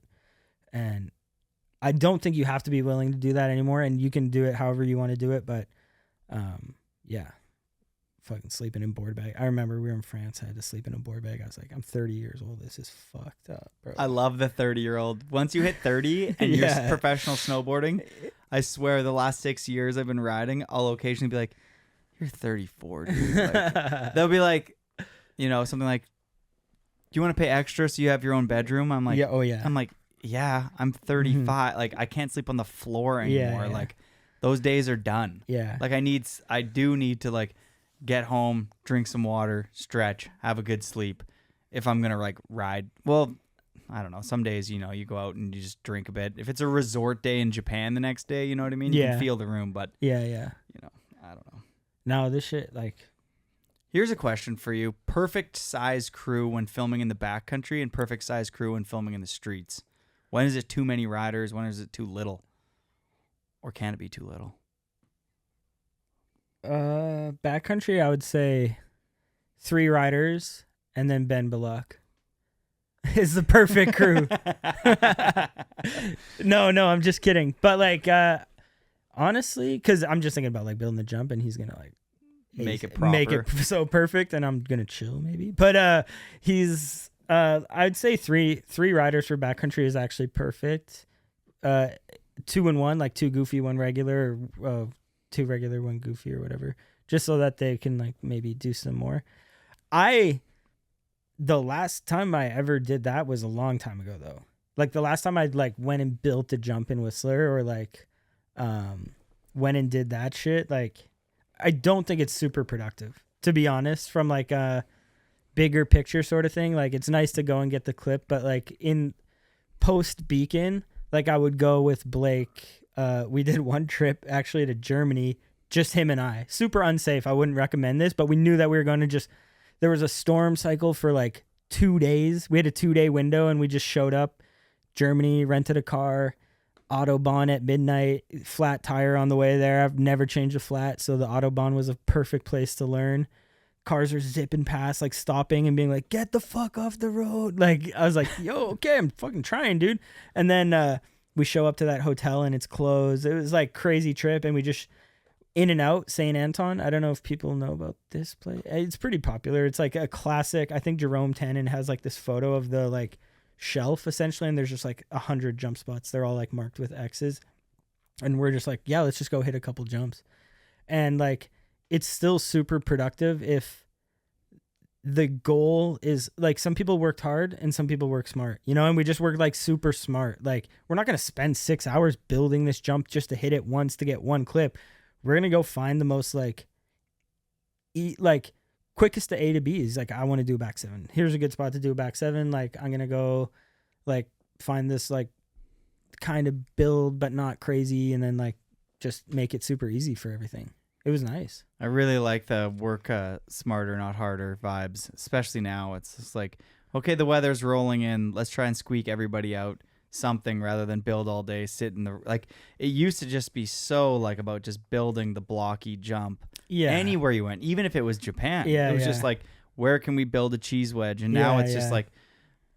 like it's, I feel like street riding, there's always been that the spot is often telling you the trick to do on it. You know, like this Board rail's slide. calling for someone to board slide. Yeah, This is calling for somebody to cab to it or whatever. Yeah, yeah. In the backcountry, people often overlook that, and then they're just like, I'm going to build a cheese wedge and force something here. It's kind Yeah. of like the cheese wedge on a roll is like the end of Forum putting up a cheese wedge behind a Safeway and just Yeah. doing a wall ride. And you're like, do you really need to do a wall ride here just Yeah. because you can? Like, I know it's a crazy concept to kind of think. I know old heads are like shaking their fists right now, like, no, cheese wedge, fucking where it's at. You know, like, Hey, which is fine. I got cheese wedge, time and a place. Yeah, yeah. That's what, like, read the room. If Yeah, the yeah. roll, if there's a gap, Yeah, that's my thing. Is if there's a gap Mm-hmm. or there's something you're going over, stack some blocks. yeah, You know, especially if it's like, I don't know, and the American ones are so wide though. yeah, Like, yeah. the Jackson Hole crew is Oh, always but- just like, it's like 15 feet Yeah, wide yeah. cheese wedge. It's like, does it Yeah. really need to be that wide? No, And you don't want to go, what do they call it? And floor jumps where they're really skinny. yeah, yeah. It's sick. No, I fuck it. It was very eye opening to start shooting with Blake and like that crew because they were using the mountain in a different way.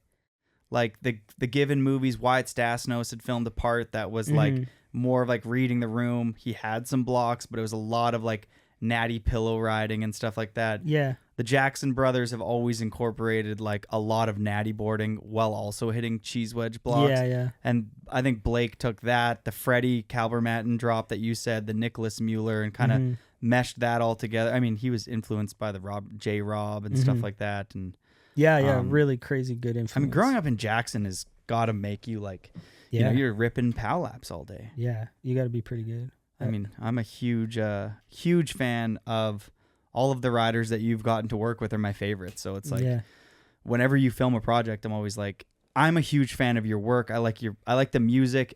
A lot of your videos don't ever look the same. Like when you, like, Deja Vu and Encore felt like the sequence, but it felt very different. Mm-hmm. And then Beacon, like the soundtrack in that, and the fact that the whole video seems like there's so much movement in it, like it never is stagnant for too long. Like even with all the water shots, all the transition shots you have in that movie, the whole movie feels like it's just flowing. Mm-hmm. And then what was then the next film that you did with Blake? We did Landline. I worked on Pulp. Landline. Yeah, It was Pulp was the Blake's North Face. Face project. And Yeah. then yes, Landline and stuff. I was just more talking about the videos that you filmed and edited. Yeah. There's Obviously Adidas you worked one, on a like- lot of videos Yeah. where you did, you know, just filming, but I was just highlighting the Hayden Rensch Oh yeah. director, producer, filmer ones. Yeah, yeah. It would have been like Beacon, and then I kind of like worked, helped with other videos, and then did Hopes of the Highest, which was like an Adidas one, That was a banging one. which is like scrubbed from the internet. I believe it just doesn't exist anywhere. You can watch it on my Vimeo if you really want to watch it. And then I'm glad you mentioned that because I actually forgot about that film and I Yeah. really want to because that was Tommy, Craig, yeah, Ben, Forrest, a lot of people. Yeah. Forrest. Yeah. I feel Forrest. If you ever listen to this shit, I'm sorry I don't bring up your name enough.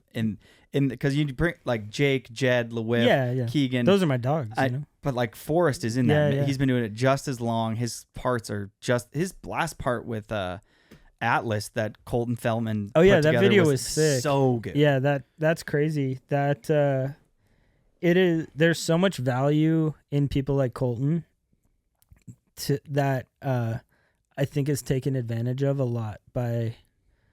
Well, you get paid. That's where it's not like advantage, I guess, because you are getting paid to do it, but it shapes the image of your brand so much. And I think after leaving and seeing how other industries work, snowboarding is like extremely underpaid.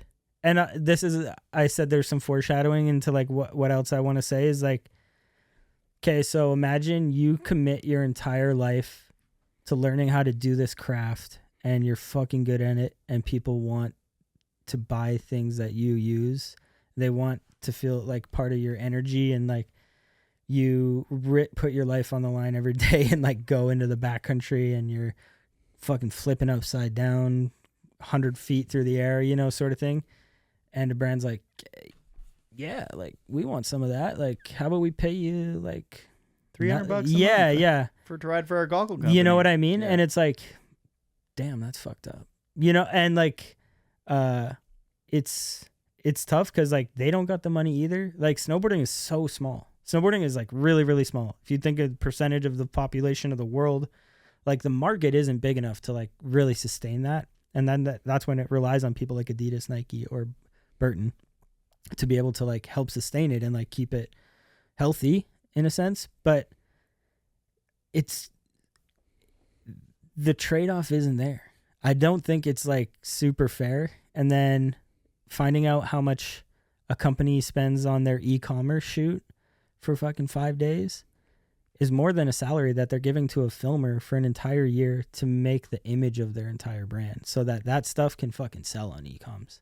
Dude, Colton Feltman's last project, Atlas, reshaped the image for 686 entirely. Yeah. Like, I don't know how much they paid him, Tommy, Dara, Riley, and Forrest, but that movie, like, that redefined what 686 is in snowboarding. Yeah.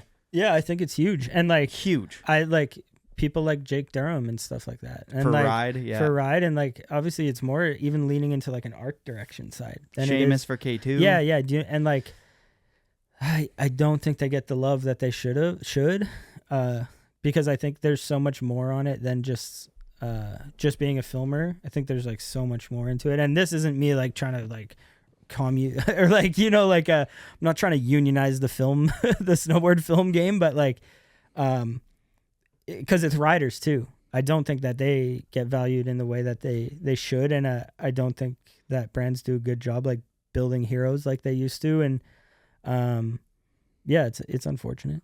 How long does it take you to edit a movie like Beacon? Oh, I don't know. I couldn't tell you like the exact number. Like, I think it was like a month. More than that, yeah. Yeah. Because you go crazy. I wouldn't take this amount of time anymore, but I used to go crazy. I used to edit, re-edit, edit, re-edit, edit, re-edit. Nobody knows the difference. It's all the fucking same at the end of the day. Like, it's still the same footage on the screen. I disagree. I think that the filmmakers that you just listed there, all of those filmmakers, you went through about 5 or 6 of them. I think all of them, you guys all take inspiration from each other. Yeah, absolutely, yeah. But I think they all can appreciate your attention to detail in the films that you've created. Yeah, for sure. So it doesn't go unnoticed when you're like, I'm going to re-edit the intro. Like, that song should move a little faster because we're in a little bit of a lull right now. We need a faster song. Yeah.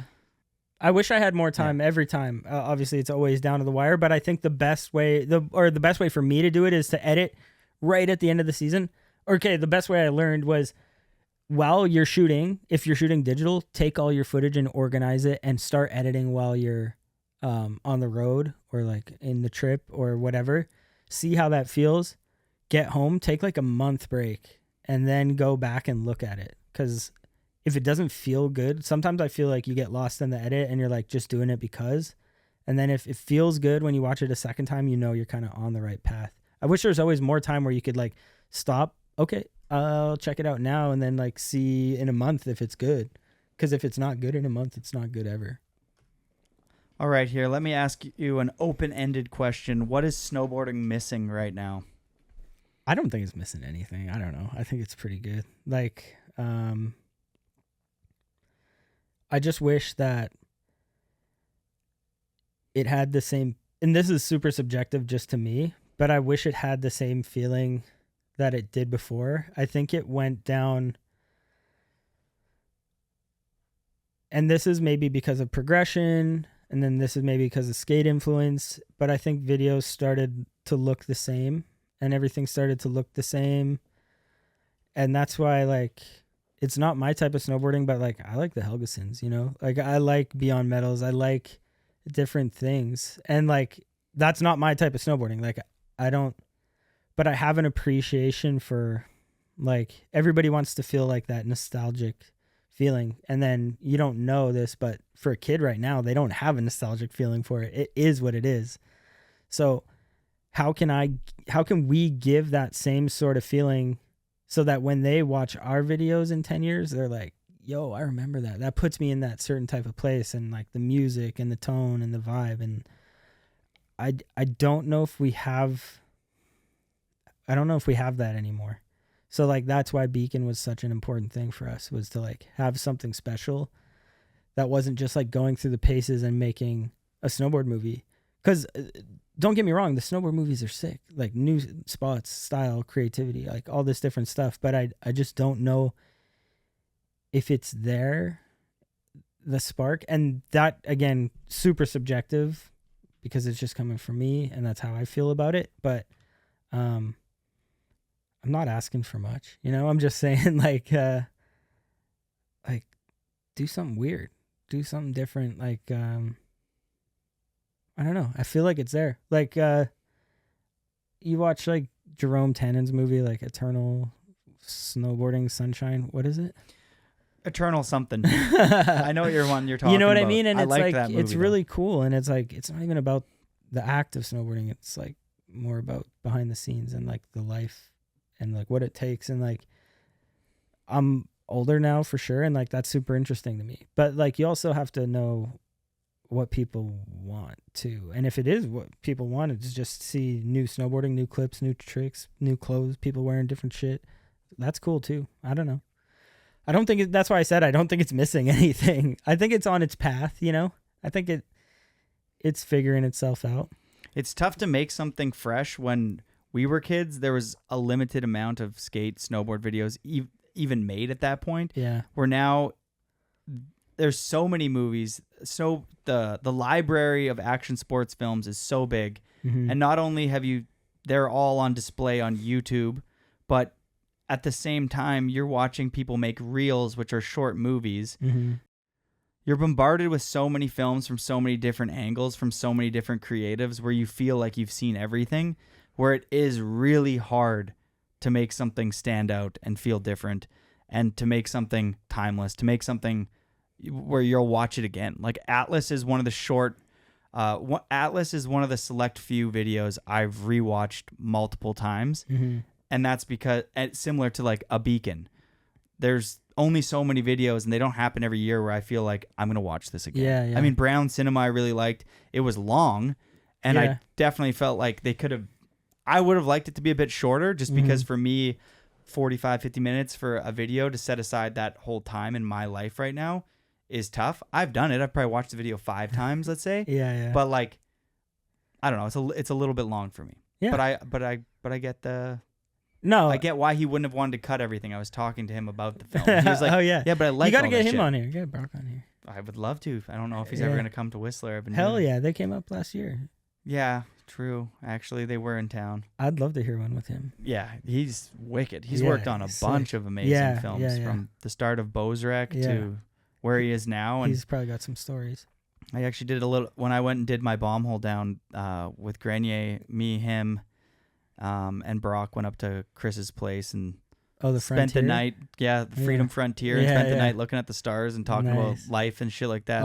Wasn't so surface level, and I was like, he's a cool guy. Yeah. Like he's thinking in a way that's very inspiring. I really like that individual. Yeah, huge fan. But just to reiterate, I'm not like hating on the videos now. You know what I mean? I'm just saying. I think you nailed that. It's hard to create a nostalgic feeling when you've already had it and you already have a tie to those nostalgic feelings.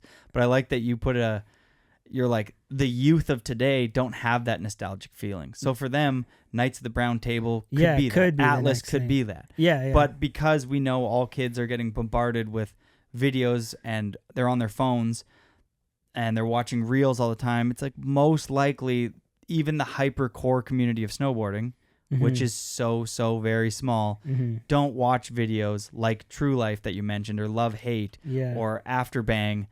They don't put the same time on those. Like a lot of people that are from the 80s or the early 90s watched videos 50 times plus. You know what I mean? For sure. And like you knew the gloves that he was riding in on the. You're like, he's wearing orange gloves in that clip. Or I loved Eddie Wall's red and white striped grenade gloves in that one clip. It's like you picked up on that shit because you watched it so much. Yeah. And at one part, you just started skipping all the parts you didn't like. You're like, dude, skip. That was crazy. Boom. I didn't really. Yeah, I did that a lot actually. I Oh would, yeah, like, the harsh skips. Yeah, the harsh skips. Oh, Sheen Campus back in the day. No, for me, the powder guys. Yeah. Like the full powder guys from Whistler. It's like now those are the parts I watch, but those are the parts I skipped when I was in Winnipeg and I only watched rail footage. I'm trying to think of who I always skip. I don't know. I don't want to talk any shit. I love every part, man. I love everybody. Yeah, it's just a desaturation of like everything, like trying to just have something feel special, and it's really hard to make something like feel special, I think, these days, just because of everything kind of looking the same. But all right, well, you've mentioned a couple times since the beginning that there is this next chapter for you, so what are you working on now? What's next for Hayden? Yes, Super Glue was the last like snowboard video I did, and that was really sick. Jed was amazing, Kennedy amazing. Like that was so fun going with like Finn Westbury and like all those guys, and we had a good year. But that was like lockdown 2020, and we went 2020, the winter of 2020 to make that, and it came out like 2021, I think. And I just got this feeling like I knew it was time to move on. Because I was very anxious about not traveling, but like being like, yo, why are we doing this? Like, do we really got like, there's like this whole thing going on, like worldwide pandemic, and we're going out and filming snowboarding. Why? You know, like it just doesn't make any sense. Like everybody's locked down, like we got to wear masks and shit. Like this is so fucked up. And there was that. And then like, I always had this anxiety throughout my career about fucking up people's day, you know, like snowboarding on people's private property, or like I just got such a bad feeling when like we'd get like kicked out of places. I ended up getting like, you got to flip a switch. Like you can't just like go hide in a corner. Like I got really good at talking out of situations, you know, or like going and talking to people, but I was just like, I'm 34 or 32 at the time. And I was like, dude, I'm over getting busted. I'm over getting kicked out of spots. Like, that's a young man's game. You know, like, I don't want to do that anymore. I love backcountry filming. Like, you go on those trips and it's super fun. But, like, Super Glue that year we didn't do backcountry. So, like, nothing against anybody in the crew. Because if they asked me again today to go and film another movie with them, I'd be like, yeah, I love everybody involved.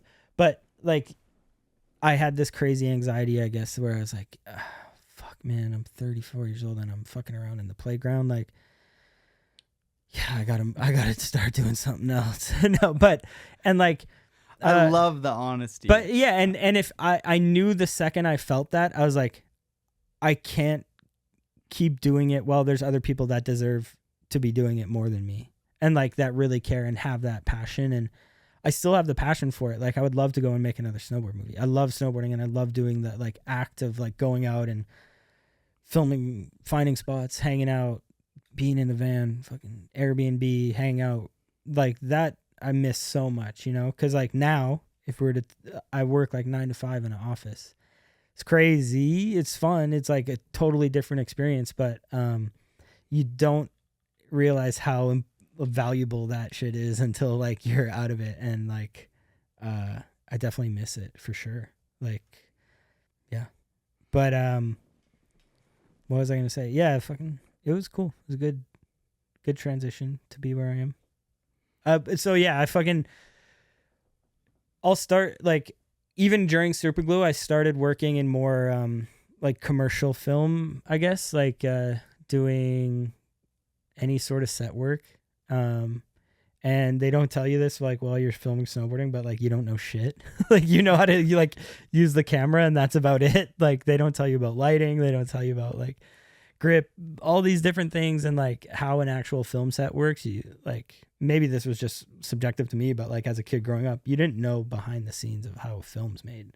And then when you go and like work on these sets, there's so much to learn. You know, it's kind of an ego check of like, hey, I used to fucking, like you said, win awards for films. And now I'm like going, and I made sure that I like started from square one again. And I took on like, I like complete ego out of the door. Like I will start from the fucking very basic, like put me on the crew with the 20-year-old kid. That's like, all right, we're both going to be like just apprentices this show or whatever. And like, I started there, and then I started doing like camera assisting, second assistant, first assistant, all these different things. Cause I wanted to learn everything and make sure that like for this move, like, I wanted to be able to like know how to do everything if I wanted to take on more of a director or DP role in the film world. Per Hampus-Stalhansky, who did like a Ponytail movie way back in the day with like all the Euros. Do you remember this? I do. Yeah, he is sick snowboard filmmaker, and he posted something about like coming to Vancouver. I forget what it was, but I hit him up in like, yo, how's it going, dude? Like, if you need a hand on set, like I'm down to like come move lights around or like work grip or whatever. He's like, oh, I think we got it covered, but like you can come hang out. I was like, okay, sick. Like just tell me where to meet you. And he's like, yeah, meet me at the Marriott in Vancouver. I was like, okay. And like I showed up and we didn't talk at all. And then I show up and I'm like standing outside, and then this huge black SUV opens up the door, and it's like, he's like, get in. I was like, what? He's like, yeah, get in. And like this lady hands me a coffee and like a script and all this shit. And I was like, yo, what's going on here? And he's like directing this huge like Michelob or like one of those huge beer commercials. And I was like, where are we going? He's like, we're going up to Squamish.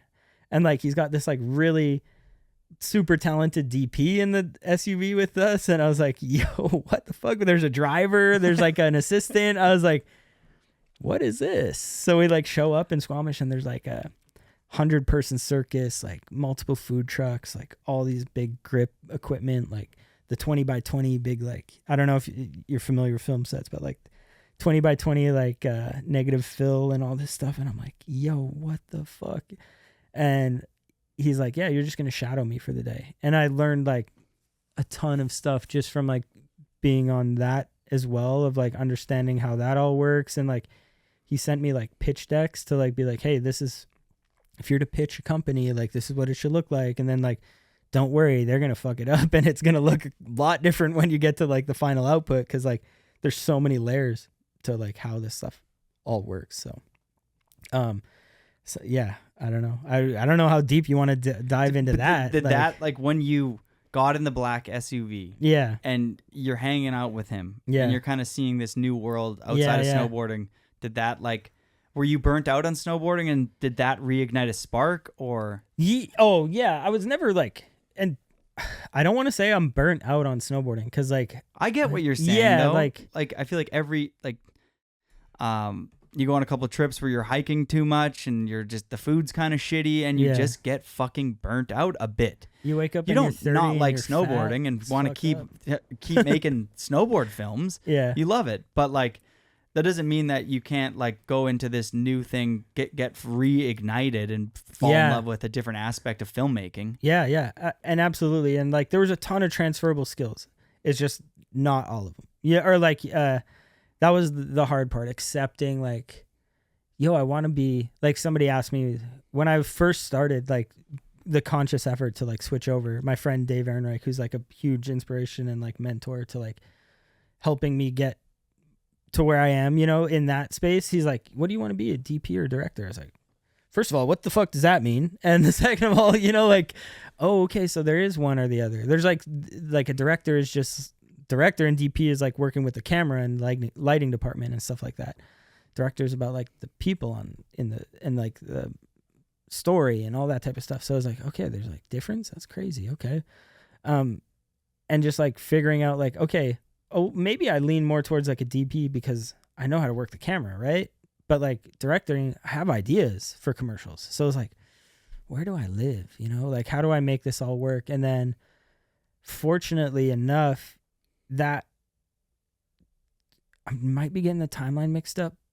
No, it's not. That summer of 2020, I did work construction for with my friend Todd Malice. Big shout out Todd Malice, because he's a legend and like kind of a ex-snowboarder, I guess. Like, Todd, I don't know. totally. Yeah, Todd Yeah. Malice was a great friend of Dustin Craven, for some Yeah, context yeah. for our listeners, Yeah. who now lives in Vancouver area. He works alongside another pro snowboarder, Dion De La Salle. Oh yeah. Yeah. A wild Dion. Yeah. That's sick. I don't know what their actual business is, but I know they have some business. I don't Working know. in commercial real Yeah, estate, that's and what they it kind is. of Let's like, call it you know, that. they're the type to like buy an A&W franchise and build that there and a bunch of other buildings around there, get the plot of land and develop kind of the whole thing. I think so. I think you nailed it. But anyways, him and I were doing construction, or like he asked me to work construction for like that summer, and I was like, well, yeah, everything's shut down. I'll go and do some construction, and we did it at the Herschel office, like who like I hadn't seen since I was probably 13 years old, but the owner of Herschel, Jamie Cormack, used to be a sales rep for Ride Snowboards. And I used to work at a skate shop in St. Albert, Alberta, that he would like come to and do the PKs. And I was like, oh, dude, this dude's so sick. Like it seems like cool ass dude. Like he would bring like a 30 pack of beer and like we'd do the PK. I was like, always kind of like admired him. And then when I got to Herschel, I was like, I knew that they were the owners. I knew like that they had done an amazing job building the brand, and like obviously it like kind of took off. So I was doing construction there, and he's like, hey, what are you doing nowadays? I was like, oh, I kind of do like film, make videos, I think, you know? And he's like, they had a current guy that was doing all the video work, and he is so good, this dude Briggs. And he was leaving, and he's like kind of put me forward for the position. And at first Jamie was like, no, I'm not fucking hiring you, dude. Like, I don't want any friends working at the company or some shit. I forget what his excuse was, which like kind of makes sense, you know? And I was like, oh, all good. Like they were still giving me like contract work, and I didn't work there like internally for like a year doing some film work. But yeah, they ended up like wanting to hire me on full time, and yeah, I started there. The funniest shit is though, like I was working construction, and they would hire me on to do like contract work. So I'd like one day show up in like my construction gear, and then the next day like be plain clothes, and people saw me walking around the office like, why is the fucking guy that's sanding the floors like now just walking around the office? Oh, because you were doing both. Yeah, I was doing both. Like they're like, what the fuck? Like, and like it was kind of like Goodwill Hunting, Matt Damon style, where I would like go and write shit on the marketing board, like Canucks player of the game, Herschel backpack player, put the team on your back, like sort of shit. And like it was probably like the wrong room, you know, it was like the sales room, like not the marketing room or some shit.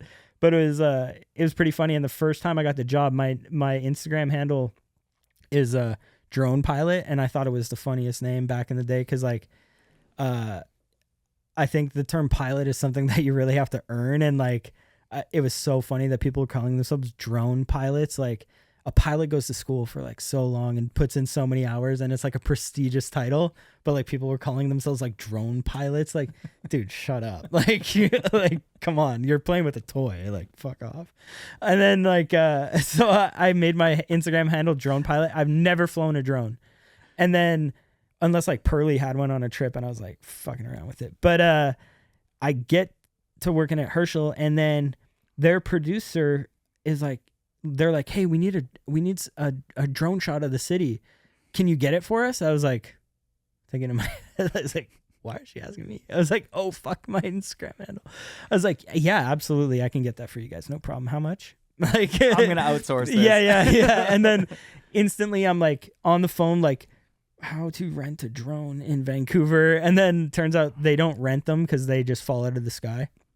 And then, so I had to buy one. So I went and bought this one, like new in box from some dude on Craigslist. I think it was like $1,800, and I think I was making like $500 off the shoot. So I was like losing money, but I was like, this is one of those things that like maybe this is on the path, you know, like if I do this, I can get something else going. And then, yeah, so I went and did it. I got this drone, fucking DJI Phantom 2, or no, Maverick 2. I don't even know. It's sitting at home.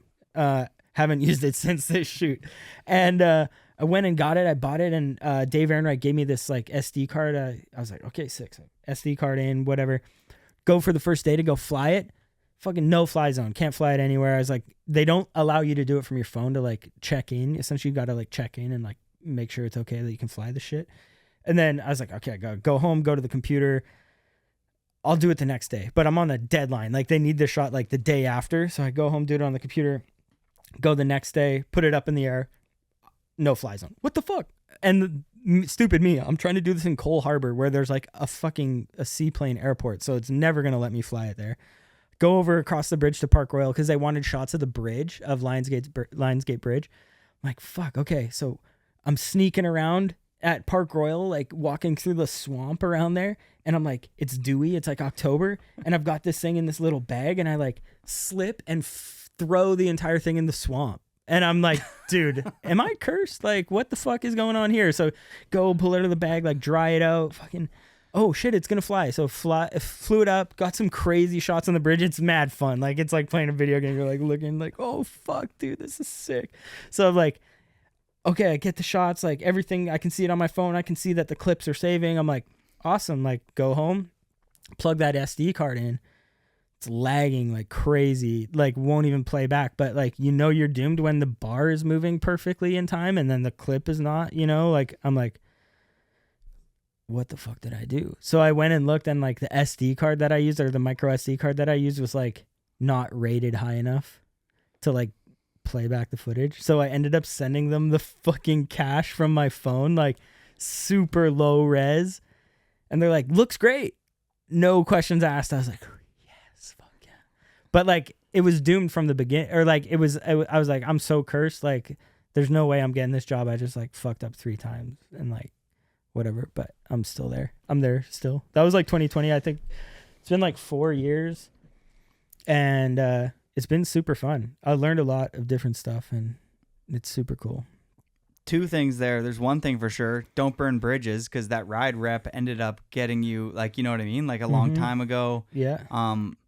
So like what Be an nice to everybody. Totally, and what an opportunity. And then to go further into opportunity is to say yes to it even if you don't have it all figured out. I love when people do that in life. Like I don't have like they're like, "Oh, you're a drone pilot. Like you can fly a drone." And instead of being like, "No, I can't." And then that opportunity just fizzling out, you're like, "I'll figure this out. I'll walk through the swamps. I'll put the wrong SD card in it, and then we'll figure it out." We'll figure it out. Yeah. And you figured it out, and then you've been there for 4 years. And so, what's your role at Herschel now? On paper, it says videographer. Where's Herschel trying to like move nowadays? Like, are there any updates? Because Herschel makes a lot of bags. If you didn't know, yep. And you can probably find them pretty much anywhere. The company is massive. Yeah, we do pretty good wholesale business. The one thing we are doing now is we're gonna have like an outdoor equipment line. So kind of circling back is like we're putting a snowboard team together. So it's gonna be fun to be able to do that stuff again and like work in snowboarding. I hopefully get to go make another snowboard movie, essentially. Like or like try to. I don't know. Like I don't know how much I can say. I think it's okay to say, like, I think it's okay to say anything, but, yeah, we're doing like, it's called Herschel Outdoor Equipment and the product is really sick. I really like the product and we're going to like, Arthur's on the team and we're going to do Arthur and then we're going to do hopefully like not a lot of other people, but like put something together. Cool. So I can put all the words that I was talking shit on like other companies, I can like now I can't I got to put my money where my mouth is. Their money where my mouth is. No. But I'm pretty excited. I don't want this to be like a plug, but it's going to be hopefully Let's plug them. Yeah, hopefully down the road. Why not? Like I'm super passionate about it. Like I really want it to be something special and like I think with them being snowboarders, like Jamie and Lyndon, like the owners of the company are both like really passionate about snowboarding too. Like I think this like brand like play is going to be like when I first heard about it and like how they want to bring it to market and all these different things. Like I've learned so many things from different companies, like working like as a contractor for Nike or Adidas, North Face, fucking Vans, and seeing everything that they did right. And like a big one would be like Solomon, Hava, Evan Lefebvre, like being able to learn what they did right and then what other companies had done wrong, and like seeing what works is like so fucking helpful. And like you don't even think, like, again, we talk about the path, the imaginary path, but like picking up all that information and like learning about marketing and how that all works. And like the biggest thing I want to do with this is be able to give back to the community instantly. Like I want that to be like a big thing. So like we're supporting like the Dustbox movie.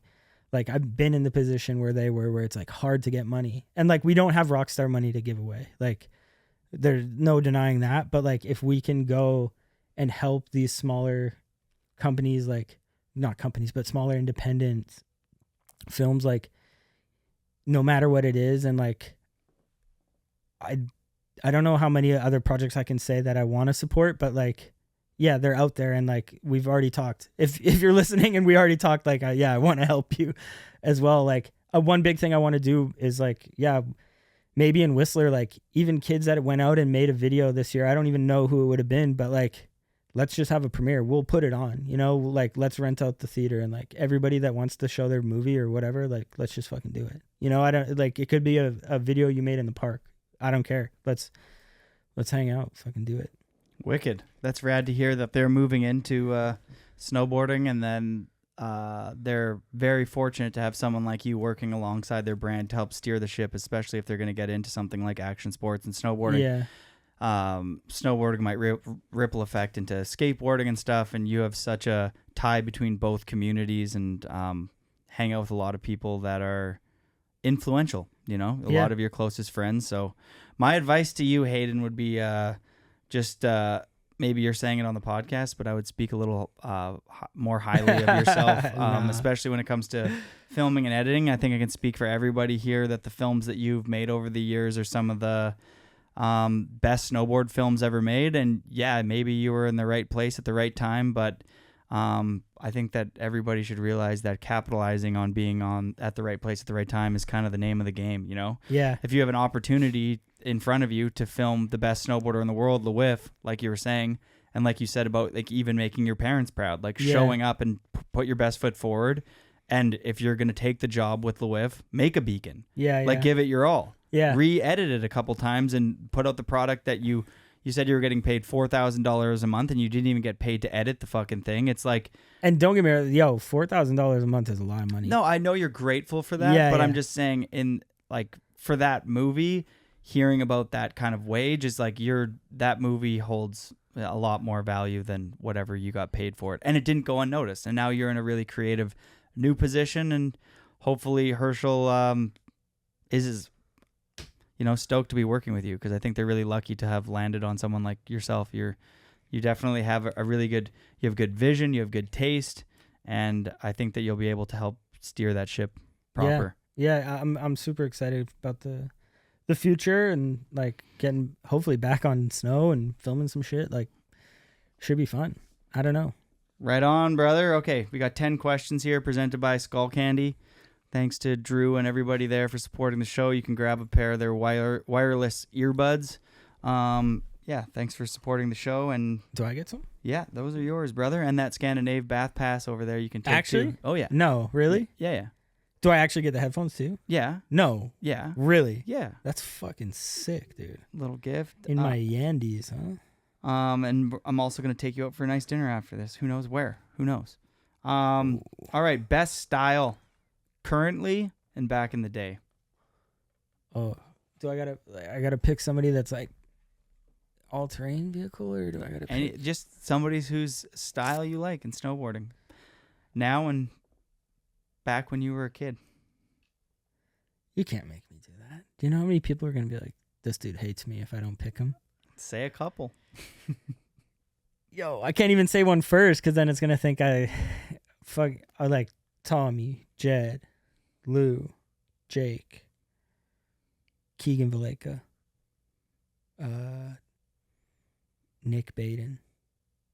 I'm just listing everybody that I really like snowboarding. Sorry. I could keep going too. Everybody. What about Blake Paul? You've filmed him for a while. Blake Paul, of course. What about Mike Boggs? Mike Boggs, of course. Harrison Gordon. Come on. You got a back in the day, somebody that influenced you. Oh, you liked their style a lot when you were growing up. Yeah. I really like tall snowboarders because I was like I still am. I'm not going to grow much more, I don't think. But like, I like Mikkel Bang. As a kid, I was like, yo.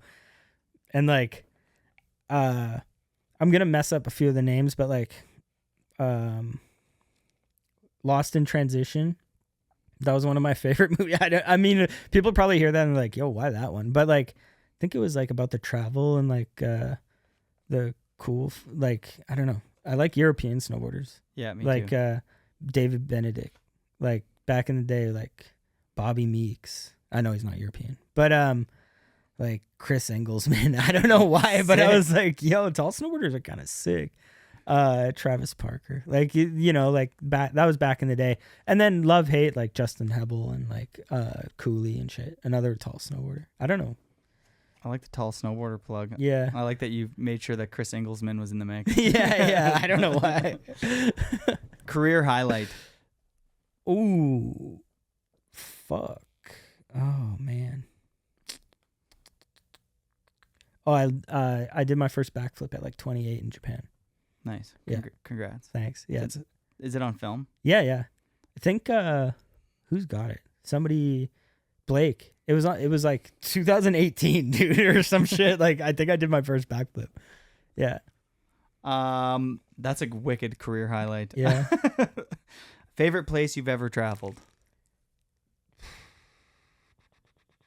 Oh, Greece, Crete Island. I don't know. Beautiful. Your favorite camera to film snowboarding? Oh, RESR2. Film. Is that film? Yeah. SR2. Yeah. Nice. I was gonna ask you film or digital, but film. No, it actually doesn't matter. I use an iPhone now. I'm a plug iPhone. iPhone's the sickest fucking camera of all time. I don't care. Sick. Actually, it's so good, dude. Now it's insane. They made them good. Finally. I think I want to make an all iPhone movie. Most underrated rider. Ben Bullock. Good pick. What keeps you up at night? My television. No, nothing. Like I said, I don't like if I didn't watch TV, I would like stay up all night. One area of your life you'd like to work on? Fitness. Hell yeah, brother. Me too. Yeah. Best follow cam filmer. Colton Feldman. Who's the GOAT filmer? Pierre Wickberg. Who's the GOAT snowboarder? Dude, can't do that. Who do you think's the all-time great snowboarder? The greatest of all time. The absolute best. I'm looking at the wall for inspiration here. I see Jeff Anderson, so like I kind of want to say Jeff Anderson. Oh, man. Is that Travis Rice? Yeah, fuck. Who could I say that would like be so hyped if I said it? That's the other thing now I'm looking. I'm like, who would have listened to this point, and then B, who would still want me to say their name? No, I don't know. The greatest of all time. This is some like LeBron James, Michael Jordan type shit, because like it's different eras, you know? Like, do you want to say Lou for now? Or do you want to say like JP from back in the day? Like, do you want to say, I don't know. Like, because it is JP back in the day, I think. Like, what they did at that era for snowboarding was crazy. Like, they put it on a different level. And then, like, Lou put it on a different level, but he also took inspiration from what they were doing. Like, there's no Lou without JP. Or, like, you know what I mean? Like, if they ran so they could walk, that saying or whatever, like, I don't know. If you want to just dial it back to, like, origin, like, influence, like, I don't know. One of those guys. I mean, Lou and JP, those are great picks. Yeah. Those are just, like, undeniable people. Like, if you say their name, nobody's like, yo, I don't really fuck with Lou. Like, nobody's going to say that, and if they do... It's wild that Lewif only has 20,000 followers, where if snowboarding had a clue, he would have, like, 350,000 followers. Back to the thing, I think it's healthy that he only has 20,000. Do you know what I mean? Like, Lou's special. Not everybody needs to see Lou. And then it's the same thing, like... Yeah. Like, fuck, it's hard to explain. I can't really articulate it, but like, if there's a certain point that you break past that, like everybody starts to like, you kind of lose your value almost. In a sense, like, it's hard to explain. If you get it, you get it. I probably sound stupid as fuck, but like, I do think that there is some like, there's more value in having like, hate to like relate follower count to worth or whatever, because I don't think it's relevant. Like even Keegan, how many followers does Keegan have? You know what I mean? And he's like one of the greatest snowboarders of all time. Yeah. And like the people that know. Yeah. But you hope that team managers still know, so that those people, you know, I guess they're at a different point. No, in their but they life, just have to understand. You know, you don't have to, but you have to know, you have to understand why that works. Okay, we'll end it on what advice do you have for young kids that are skilled snowboarders who are trying to navigate this landscape? Go out in the summer and get a fucking trade. Sean Johnson. Actually, though, it's really good advice. No. It's just back to, I think I said it before, but there is an expiry on everything. And I do think, like I talked to Cooper from the Dust Box the other day, and he was like, yeah, I'm in school for marketing. I was like, that's fucking awesome. You know, because like he's learning so much from this world, you know? And like I said before, you can't teach this. You have to earn this, and you have to like go through it and live it.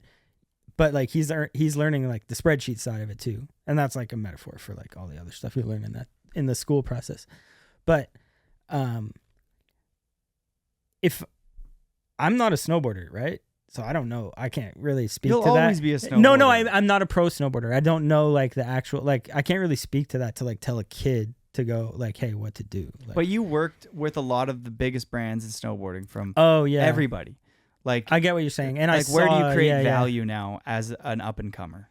Yeah, like my instant thought is like to Blake, first of all, because of like extremely talented and like B Proddy Productions. As an example, he like goes and makes his own little like Instagram videos that are really sick. You know, like and they add value to his persona. And he doesn't give too much away about his personal life, which is great, and he still stays within his like his lane. And he's a snowboarder. He's like fucking incredible snowboarder. And like that's where his value really is, right?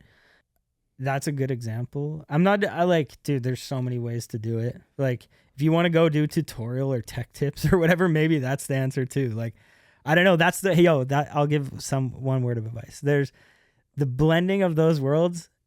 If we knew back then, you know, like, cause there's YouTubers, right, that go and do this, and they're probably maybe listening to this right now, and they do an amazing job spreading the word to like a super large amount of snowboarding that we never even reach. Like I said, like that same viewer doesn't know about Jed, which is fine. But if somebody in snowboarding figured that out, it could be crazy. Like if a really good snowboarder figured out how to do the like reviews, like snowboard reviews, those things get crazy hits. Like, you could do pretty well for yourself. Like if like this is a crazy concept, but if there's some snowboarder that's like kind of struggling with their like sponsorships and they're like, I'm not making any money, like fucking so-and-so is only giving me this much, like fuck it, I'm gonna go no sponsors, but I'm gonna go and like take my weight of my name that I used to like build up my career, and now I'm gonna like make the tutorial videos and like the review videos and all this shit. Like could be kind of sick. Mark Sollers actually does that. He does like YouTube video just for Burton. Yeah. Like it'll be like, oh, like this binding, and it's like 50,000 views. And you're like, and it's by the athlete that used to actually perform like this. Okay. Who's telling me I didn't know Mark was doing this. This is cool. Yeah. And I think that more riders should. It's hard because you want to find a way to create value for these companies that are paying you, but you want to do it in a authentic way that represents you and doesn't damage your own brand, personal image, your personal image, because you don't want to do something that's horrifically cheesy for some money. I think a lot of snowboarders did that at the beginning of Instagram, and you saw how quickly that didn't work. That recipe fails. It needs to be in a way that's authentic to you, because people, like you're saying throughout this whole podcast, people can read right through that, especially this next generation of kids. They're not fucking stupid. They're smart. And this next generation isn't just like going to buy into anything. They can tell immediately if your brand is authentic and if it actually supports the community that person identifies with. Yeah. Yeah. Dude, I don't know. Yeah, back to the advice. Fuck it. Just smoke weed with the right people. I don't know, dude. Harrison Gordon. Yeah, there's so many good quotes. Yeah, fuck, man. Have fun. Good luck. Have fun. I don't know. Hayden, thank you for coming on the show. Huge fan. Always have been. Definitely gave me some good advice over the years. One of them for me was a long time ago was you all invited me on a Deja Vu trip to go down to Brighton Resort at the beginning of the year, and I wasn't going to come. Breckenridge. Yeah. And you were like, Jody, you're so Whistler. You need to get out of the bubble. Like, you need to meet other Did people. I say that? Yeah, I That's remember sick. it because you were like, dude, you're so just, you stay in Whistler and like your footage is getting better. But Yeah. like, if you're only recognized in such a small community, Yeah. if you could somehow step out of that, and fuck, for the most part, when you go and meet other snowboarders, you're like, fuck, they're typically pretty dope. Like when I hang out with the Beyond Metal crew, Yeah. I'm like, these people are fucking dope. Dude. When I go to fucking Salt Lake and I hang out with the fucking Yeah. whatever crew, I was like, Yeah. dude, these people are fucking sick. Yeah. Run into like Mike Boggs and you're like, dude, Bogavelli, the goat. twice a shout out for my boy Boggs. Yeah. All No, right. but dude, there was one thing that you're on, like the whole Canada thing again. Like how I'm telling you, like, yo, come down to Breckenridge, like come hang out, like meet some people. Like, it's unfortunate. That's what we have to do as Canadians. Like, you have to go down there. You have to go hang out. You have to go smoke weed with the right people. Like, I think I've referenced it before, but like Jake's a really good example of that. Like, did an amazing job making sure that he was in the right place, and like you kind of have to do it. It sucks in Canada. I feel bad. Maybe we can change it. I don't know. Let me ask you this, closing remarks. I won't even follow up after you're done. What's your advice for Airtime Podcast? Let's go. Bro, the lights are fucking mad bright. You gotta put a softbox on these shits. All right, that's where we're starting. No, yeah, it's all good. It looks good, dude. You killed it. This is so sick.